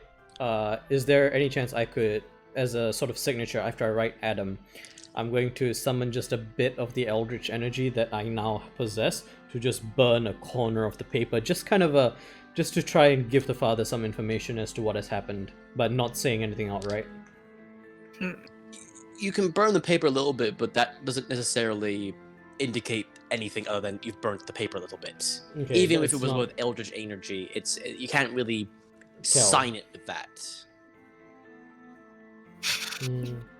I was hoping it would look like a different burn, but okay, it's fine. Ignore that then. It's gotta be dramatic. No, like- P.S. I am now a No, because the thing is Sunken that King is now. the thing is that I don't know what would be considered a slight against the Sunken King, right? So I don't want to do anything overt. Well, it's fine. It's fine. I'm just going to send the letter as is. Okay, so you send a letter as is. Mm-hmm. Radio. Adam is a drama fucking queen. All right, sorry, keep going. I know. You should write, I'm your dude, no? Nah, it's all good. You're dudes, dude. I think he will get the message somehow anyway, knowing him. Well, let us proceed on our journey then. Flynn, if you would. Yep. So, you begin to make your way further into the wastes. How many days I will will say- this journey take? To the crater, you know, a few weeks. Ah, okay. But on your first day of travel, you will travel, roughly speaking, about 20 miles. Can I finish the first cloak? It's either your first cloak or one of your infusions, other than your wand. I'm gonna finish the first cloak since that's almost done. Okay, roll me an Arcana and a sleight of hand check. Arcana's high, like 20, 23. Sleight of hand, 14, 1-4. Yeah, 1-4. You feel that this cloak is so very close to completion, but you just didn't get enough done today to finish it. Okay. You feel like you just were 1 point behind the DC. All right, that's fine. Oh, I also want to paint something while we are traveling. Okay. I want to paint sorts of a visualization of whatever happened when I was dead. Oh my god, art therapy. That's what I'm Yes. doing right now. Yeah. Okay, Elixis. Roll me your choice of sleight of hand or performance. Light of hand. Of course. 19. 19. So over the kind of next day or so, it's a bit bumpy, but you get used to it eventually and even kind of incorporate it into the design of your art. You paint this black landscape dotted with small, tiny lights surrounding you, and in the very center, a very small depiction of Elixis, just in a sea of black floating. It's very good. I show it to the party and say, does that look depressing? Does that look what?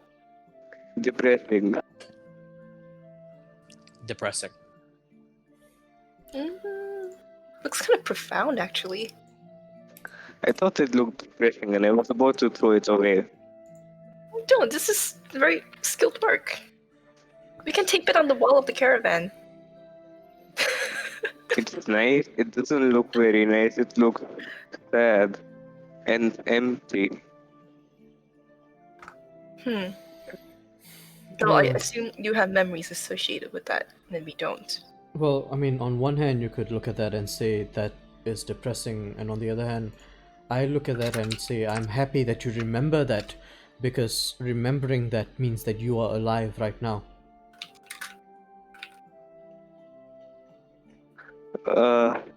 I will keep it. Or I don't know. It is beautiful, Alexis. You should treasure it. Not going to treasure it. It's up to you. Put it on the fridge. Exactly. I was like, let's put it on our food store cabinet or something. Oh, we can paint something more cheerful next time. Nice flower. Maybe the tree skull in the corner. Boring. That's still life. Oh. Respect.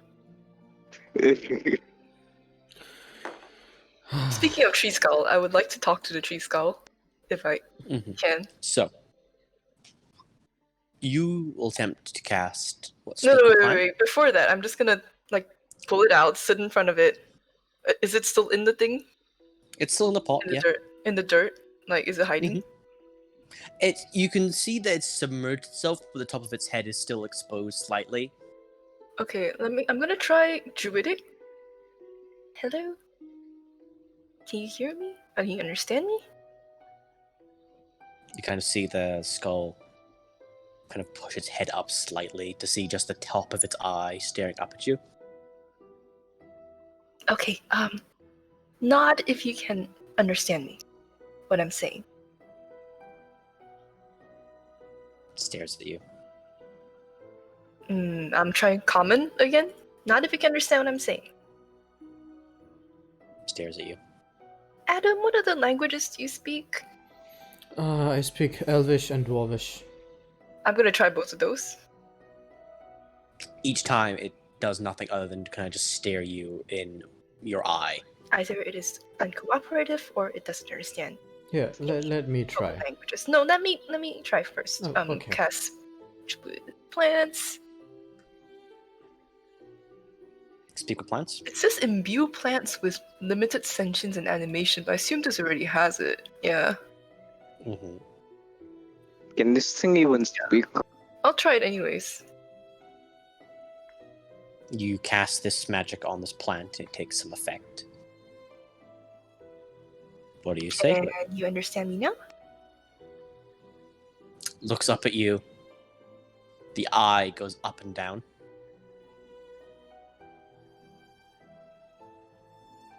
I think that might be a nod. Oh. Oh, great. What do I say? Ask him how he's feeling. Like, Oh, yes. ask him if he how, wants anything. How are you feeling? Up and down for okay and left and right for not okay. It looks confused. Its eye kind of moves around a bit, and then it kind of looks over to where you're either keeping a barrel of the water, kind of like gestures its eye towards the barrel of water. Oh, he's thirsty. I'll bring the water over. Mm-hmm. Give it to me. Yeah, I will. You I'll, give like- it some water. Yeah. Yeah, and he kind of looks both of you in the eye and gives both of you an eye nod. Ask him if he Would you like knows some what yours, I Mel? am. Looks up at you and gives you a slight eye nod, yes. Okay, it's shovel. Oh, I'll open the shit pot. Oh god, why did you? Everyone Olfactory roll sense me off! con Thunk. saves. Everyone roll con saves. Do I have time to turn off my nose? No. Damn it. It has festered in that barrel for 3 Oh my days. No! I rolled a 12. Oh my god. Me too. Flynn? 34. Actually, no, Flynn, you're okay because you're outside driving the cart, so you smell it, but it's not as rancid. Yeah, he's upwind from it. So He's upwind. He's fine. So Lucky. So 12s from both. I got a Adam 10. and Alexis. 10. Both, all of you, except Adam. You begin to retch. Adam, like you feel dizzy, and you feel like if you had guts, you'd be spewing them, but instead, you kind of your respiratory simulator essentially is burning. I'm lobotomizing myself. Chuk chuk punk. that is rank. That is worse than I remembered a little warning would be nice. You see the All you see right. the plants stare at the manure, like. Just run there. Feed Yeah. him, I guess. Shovels Can apart. we eat all this poop of the cart? Oh, I heard What? eat all this poop. No, he- No. Okay, Eat. let me be an igloo translator. He wants to get rid of the poop. Eat. Unfortunately, right. Elixis, we need it for purposes. It's poop. I know. I'll Plants. shovel it on Ah. and close the lid as quickly as possible. He seems to appreciate it. He kind of buries himself in the shite, Oh no, God. don't come back. Wait, pokes his head Adam. out ever so slightly. Yes, Elixis. when you were a baby, did you do that too? No. For one, I was never a baby, and for two, I don't know how many times I've said this. I'm not a fucking plant. Oh yes, I forgot. I mean, you said you don't have much memories. Maybe you once looked like this. I don't want to think about it. It's part of you. Don't be so mean. Well, and I'm going to kind of like lean down over. I can translate if you want to ask it something. Ask if he knows what I am. This man here is asking you, do you know what he is? Kind of looks at Adam. You don't get any kind of response. He kind of just looks at Adam. Do you understand the question? Kind of looks at you and shakes his head. I'm going Or shakes his to. eye. So I had a psychic connection to this thing the first time when I woke up screaming, right? Do I feel any remnant of that connection at all? It doesn't seem like it was something that you initiated. It was something that it was trying to connect with you somehow. Ask. Adam, do you think we should explain to it what it is? Maybe that Not will... yet. It seems a bit difficult for it to grasp more complex concepts. I'm gonna grab a chair and sit down, and I'm going to start like strapping myself into the chair. If possible, could you ask it to communicate with me? Ask it to reach out to me. See if that helps. What? You mean the thing that was happening when you were screaming and writhing around? I am indeed strapping myself to a chair. Yes. Why would you want to do that? Well, I have a feeling that if I know it's going to come, I could brace myself for it and try to establish a connection and communicate in a more efficient manner somehow. I'm curious. This is new territory, new information. Come on, But let's we don't give it a know shot. how to stop it when it happens. I mean, we were about to smash it the last time. Well, don't. Convince him to stop it. I don't know if I can. No pain, no gain. It's science. I'm starting to get the feeling you're some kind of masochist. No, but I am a scientist, and, experiments have to happen. He's insane. Okay, I've got like less than 10 minutes left of this, so we're good. Let's do it. I'll tell the plant. This man wants you to connect with him like you did before. Do you know what I mean? He shakes his head no. And like, when you were looking at him and he was like rolling around, screaming. Remember that? Kind of thinks and shakes his eye slowly. Adam, I think it's confused. Shakes his eye up and down or left to right? Left to right. Left to right.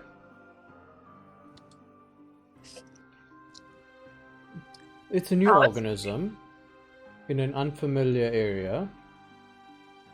Ask him what he does when he's afraid. What kind of question is that?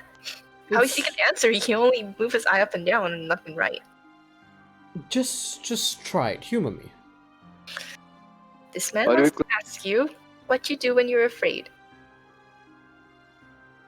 It just stares at you, Bucky. We could make it afraid. Don't. No, you will not torture the plant baby. That is not what I meant.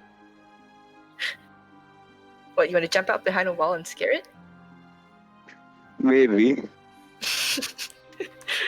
No, let's not. Let me think. What could help? What could help?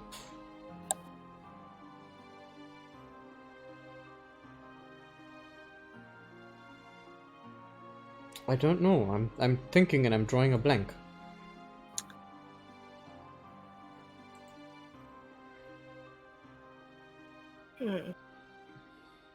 Well, it still seems to be developing. Maybe it will, get a little more advanced when it grows up. Yeah, that's entirely a possibility. That is true. I'm gonna unstrap myself and then realize I strapped myself a bit too tight. Alexis, could I get some help? If you want to speed up that process, I do have a spell that could possibly speed up its growth. What spell? It's plant growth. Perhaps let's not. Let's take this naturally. It's True. it's unnatural ground. I mean, it's unfamiliar ground. Let's see what happens. Okay. Oh goodness. Well, regardless, I do have work to do for the rest of the day. Was this the day that I tried working on the cloak? Yes. Okay. So no more magical work, correct? Mm-hmm. Non-magical work. Can I melt down some of those great axe steel heads into ingots? Okay, roll. It will be difficult because you're essentially in a moving cart, working with intense heat in a wooden cart, trying to make molten metal. That's true. Don't find us I'll, alive. I'll, I'll try to do just one. I'm not gonna do all of them. I'm gonna just try and do one, like a small Okay, contained okay. experiment to see whether or not it's feasible. Okay, roll me a. What would this be? I'd say it'd be an dexterity-based check with your proficiency modifier. Sure. I mean, I am proficient at Smith's tool, so that makes At sense. disadvantage because you are in a wooden cart moving. Okay, Can I just help him saying- like stabilize whatever he is doing, or what? There's something. I would accept the help. Well, the thing is, how would Elixis help? He's never tried to smith anything in his life. No, but he did help me with making items before. He helped me with carving into the sword. I guess I this would have- be like an extra pair of hands that Adam is directing to do whatever. I have no wait. I would ask Alexis to like hold the blower, because for the Smith's tools there's like a large air blower that you blow in air to like increase the heat of the furnace, stuff like that. That would help a lot, because then that means I've got 2 free hands. Okay, I'll allow you to roll it normal then. Okay, Oh, well, guidance you. I already rolled before I rolled the second roll, so the first roll was Guidance. guidance. Okay, I'll roll a d4. So the first roll, you said dex or proficiency? Dex with proficiency. Okay, so that is a total of 18 before guidance. One second. Okay. Yeah, it's a 1. 19 total. 19. Okay, it is difficult, and there are a few scares where a little bit of molten metal goes in the cart and you begin to smell smoke. Mm-hmm. But you are able, after a couple of attempts, to smelt down one of these axe heads into a rough ingot. Okay, that's good enough. I'm gonna inspect the quality of the ingot. Is it armor or weapon quality? Right now, it seems to be either or at the moment. It's a very rough, generalized ingot. Okay. Can I say that for the remaining of my speak with plants, I just ask yes or no questions to find out the baby Adam's preferences, like how much sunlight, humidity, just to make sure that I give it like good care. All it will try and refer to, it doesn't seem to be vastly intelligent. It just says, do you like the sun? Yes. Mhm. How much of the sun do you want? Doesn't give you any response. Do you like water? Likes water. How much water? Doesn't know. Do you like manure? It likes manure. How much manure? Doesn't know how much No, manure I think I will likes. ask yes or no questions, like do you want more manure than what I'm giving you? Do you want less? You know, stuff He's like happy that. with He's happy with what he has. Okay, good. Okay. Okay. Yeah. Nothing else planned for the So- day from my end, anyway. So, the day goes by, and all of you will drift off to sleep eventually. You guys staying up watches? Yeah. I think course. Flynn and Adam, as usual, at least. Okay, so Adam first, and then Flynn. Why did I put my dice away? Penny, why are you an idiot? Why are you idiots? That's a 24 d12. for Flynn. That's a d12. That's a d20. That's not as great. That's 16. Nope, 14. 16? 14. 14, and for Flynn, 24. 24. Damn. So Adam, in the night, you don't particularly see or hear anything out of note. You spend maybe a little time kind of just examining this small developing skull in a jar, Mm-hmm. and then kind of just sit out the rest of the night. And then eventually, once Flynn has finished his trance, he will kind of get on the top of the roof and just begin scouting out. Near the end of your watch, just before the sun begins to come up, you begin to hear the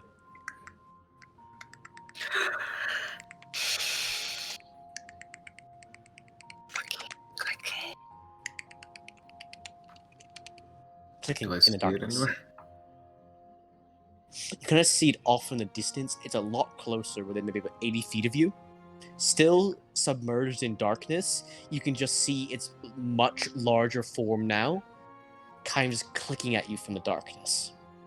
Do the horses in quotation marks, like, do they seem afraid at all?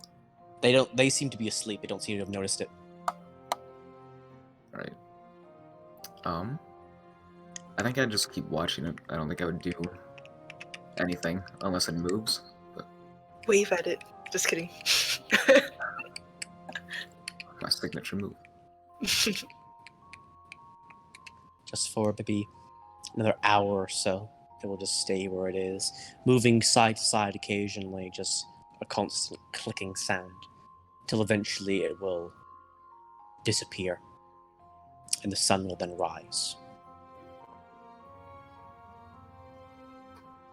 Yeah, I'll tell everybody about that in the morning. Another token. That thing's creepy. I saw it last time. Well, Is it it following doesn't, us?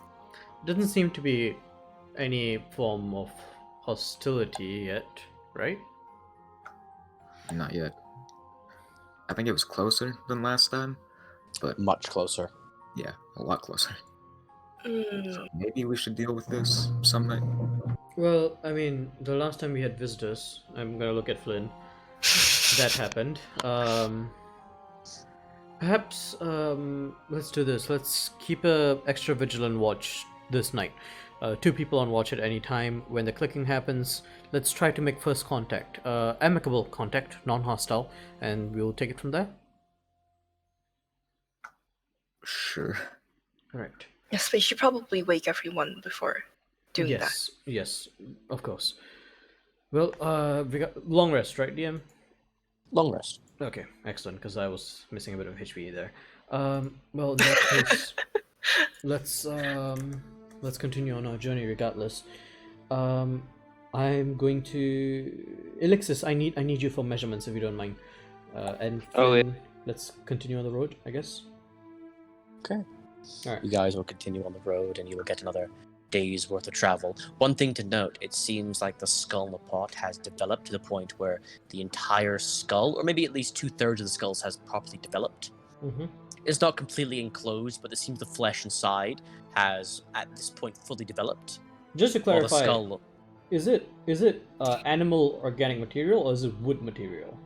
it seems to be organic flesh, not just wood flesh. Right. How Okay. similar is it to the Children of the Grove type of constitution? Well, you have never seen inside. We have. We chopped them up, remember? And I was Mhm. like dissecting. Yes, you found. Yeah, that's right. You did. You in the sense of the Lizard Spawn of the Grove and of the claimed. You decided about, and it did seem to have they had an actual skeleton inside them, usually of a wooden variety. You never disappeared into their brains, Mm. but the skeleton does seem to be of a similar make and design, at least from what you have seen. I think it must be a consequence of the soil we've planted it in. It must be your essence, Adam, mixed with whatever causes the Grove Mother's children to be what they are. Well, I sense that we have much to learn from him, and I feel a sense of kinship towards him, whatever. I planted this as perhaps I thought it might be a show of goodwill after they called you an abomination, but I don't know if this is gonna bring us, increase their faith with us, or make them even more hostile. Well, we'll see what happens. We'll see. Do you think it's gonna grow a body, or is it just gonna... I do not know for the life of me. Well, regardless, Alexis, I need you for measurements. I'm going to Yes. take measurements from Alexis. I'm going to finish the last bit of this almost done cloak of protection. Yeah, you don't even need to roll. You finish it up, and you Alright. have 1 cloak of protection. All right, that goes to Alexis. Alexis, add a cloak of protection. Nice. I like cloaks. Cloaks are fun. I get off the cart and run around with my new cloak. Oh my goodness, don't get lost. Alright, would that be all the work I can do today, or can I do some more work today, DM? You can do a small amount of work, but no real progress will be made. Can I do an infusion? I'll see you can begin and get near completion infusion. Okay, I'll begin the bag of holding. The bag of holding is essentially your greatest infusion that you have, so that will take usually 2 days. I'll say you can do a day and a half with the preparation that you completed Okay, today. fair enough. So I'll do as much prep as I can, and I'll spend the rest of the day basically infusing some magic into the threads of the remaining cloth that I have, forming it up. I'm gonna actually change the shape, whereas previously the bag of holding was kind of like a sling over one of your shoulders on your back kind. This time I'm going to change it into more of a backpack and form it around the turrets that are held on my upper back. So I'm going to have it like be this large kind of like combined with the metal and stone turrets. At the bottom we've got this cloth section, which gonna encompass it, gives it a whole look, and it's basically just gonna fit in right there. So since I'm redoing it, I'm just gonna take the time to retailor it. Oh, hey, this time you could make it big enough for people, then we can, travel in it. Well, I mean, it is already big enough for people, but the thing is that if you go in it, you're probably going to die rather quickly. Never mind. Yeah, Adam, you would just note that in a normal bag of holding, there is anywhere from 5 to 10 minutes worth of air, and after that's gone, you're going to suffocate to death. Yeah. It's like, yeah, it's not worth it. Yeah, Lucky's gonna spend the traveling time trying to talk to this baby Adam like a child. Like bring it back to the back of the cart and be like, this is a tree, this is the ground, that's the sky, and like reading to it from her notes and stuff in common, like thinking that it might absorb the language.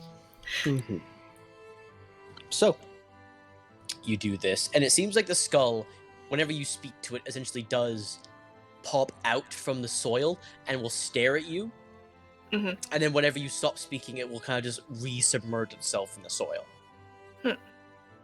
I would like to do something while she's doing this. I'm going to go over and kind of like squat down next to Lucky and the pot plant, and then I am going to remove some of the ivory and stone plating from my hand, such that the wood is exposed. I'm not going to reach out and just try and touch the little guy with my exposed wooden hand. So you go over to touch this little wooden skull, and again it kind of pops its head out, looks at what you're doing, and very slowly it will kind of put its head at the very tip of your finger, and it feels like wood. Okay, just gonna feel around the face, feel the flesh, not to harm it, just to kind of like get a good feel for him. Yeah, the moment that you go to touch the flesh, it will shy away from your grasp. Okay, I respect your boundaries. I look at them doing this and I say, you're definitely more mean than they know. Hey, I take offense to that. I am just a caretaker. I'm going Don't to say that. You will hurt them. I'm going to fully sketch out the full development cycle of this creature, starting with yesterday and today. So in my notebook, I'm actually gonna just take out a fresh new notebook. How many of them do I I mean, have? I assume Lucky's already done that, but Yeah, but I want to copy. yeah, for you can do myself it as well. too. I mean, Oh, I only have the one notebook. Shit, I didn't buy another one. I was thinking of buying another one. Okay, never mind. Then within my notebook, I I'm can gonna- lend you parchment. I've got a lot. It's fine. I'll just use some of the portion of my notebook to sketch out the kind of like the progressive evolution of this creature. Okay. What do you? So So and a day notes of on travel. like texture and stuff like that. The whole shebang. Yeah. So a day of travel will go by. Flynn, I want you to roll me a perception check while you're driving the cart. Okay. 18. 18. You notice kind of midway through, maybe at the precipice of the day, so near noon, you begin to hear like very distant squawks and caws up in the sky. I'm gonna knock like into the Mhm. cart and tell you all about it. Might be I know a that bird. Elle is the one that read about those birds, but I assume she's gonna tell us about it. Remind us again. The mutant birds. Mm-hmm. They signify the freaking thing, right? The whirlwind. What do you call it? The decay storms. The decay storms. Okay. Adam's gonna pick his head out. I'm gonna try and get an eye on the bird. Can I see it? You don't in fact see one. You see Mm. what seem to be 3 of these large birds Mm-hmm. up high in the sky, kind of circling around. Are they directly above us? Can I No, get they it? seem to be a good bit off actually, Mm-hmm. but you can definitely hear them. They're very loud. All right. And are they in a position? Are we heading towards them? Yes. Hmm. I'm just checking. These are the birds that pick people up and drop them so they Perhaps. to the ground, right? Perhaps. However, so DM, these are the birds that also indicate a decay storm, right? Usually, but it seems like they're not like essentially running away from anything. They seem to be almost circling around like carrion birds. Flynn, could we try to find a way such that we do not find ourselves directly underneath those vultures? You kind of look around, and it seems like you are currently on what seem to be actually a rough paved road, which has been very smooth travels. If you go off right now, it's going to be very rocky, and there's a very good chance you could damage the cars. I mean, Yeah, I don't entirely want to damage it, but I also don't want to get dropped from like 200 feet. So All right, If it let's helps, do this. these things do not seem to have noticed you. They seem to be circling around something completely unrelated to the still, I could make us a little harder to spot, but I mean, these things can't fly all day, right? What if we wait till night and we continue then? Hmm. then we might have to deal with that like chittering thing. Yeah. I would say let's try and get out of here as quickly as we can. Can I, like, based on how high they are and how far away they are, like how long we have until we are right on top of whatever they're circling over? About 20 minutes. 20 minutes. Alright, secure everything in the cart. Flynn, pick up speed. Don't stop unless we see something that we really need to stop for. Let's try and blow right past these birds. Oh, well, going faster is gonna attract more attention. Yes, but I don't think going slower is not going to do that either. What are we gonna do if they come for us? We run. Are you okay with that? You running from a flying bird? That would pick you up and drop you and kill you and then eat you, yes. Do you think you can outrun a flying bird? Well, I mean, I could shoot it to slow it down. Shooting it involves revealing yourself to it. What do you suggest we do? Go slower and expose ourselves a bit longer in exchange for the stealth? Well, yes. Well, here's the thing, Lucky. Look here. Look, you see where they are? They're directly over our path. They seem to be focused on whatever is there. Regardless of whether or not we go slow or fast, we are going to go through their cone of attention. I think it's not a question of if we get detected by them, but when. And if it's a question of when we get detected by them, I would rather have it be done on our terms. If you say so. Tie myself to the cart. Okay. Just in Oh, case good. I can Do get so. You caught. can tie yourself. Get some I'm- rope and just tie yourself around. Yeah, I'm also gonna like stretch out some of the rope and tie around Flynn's waist, and then I'm gonna tie it back to inside the cart where I am and Alexis, Elle, and Luckier. Well, it's our last choice. Are we going to go fast or slow? I say we take a vote. I vote fast. Fast. Yeah, why not? Okay. Well, What do hold you on think to they're, something. circling though. I don't know. That's what I'm worried about. That it might be something that pertains to us, but hopefully not. Well, we'll get a glimpse of it as we go past, I'm sure. Let's hope they can pick the entire cart up. Let's hope for that. Yes, Flynn, full speed ahead? Question mark? Go, go, go, go, go! There's okay. I'll go. So, Lucky's You gonna begin- turn into something small. Hopefully less of a target.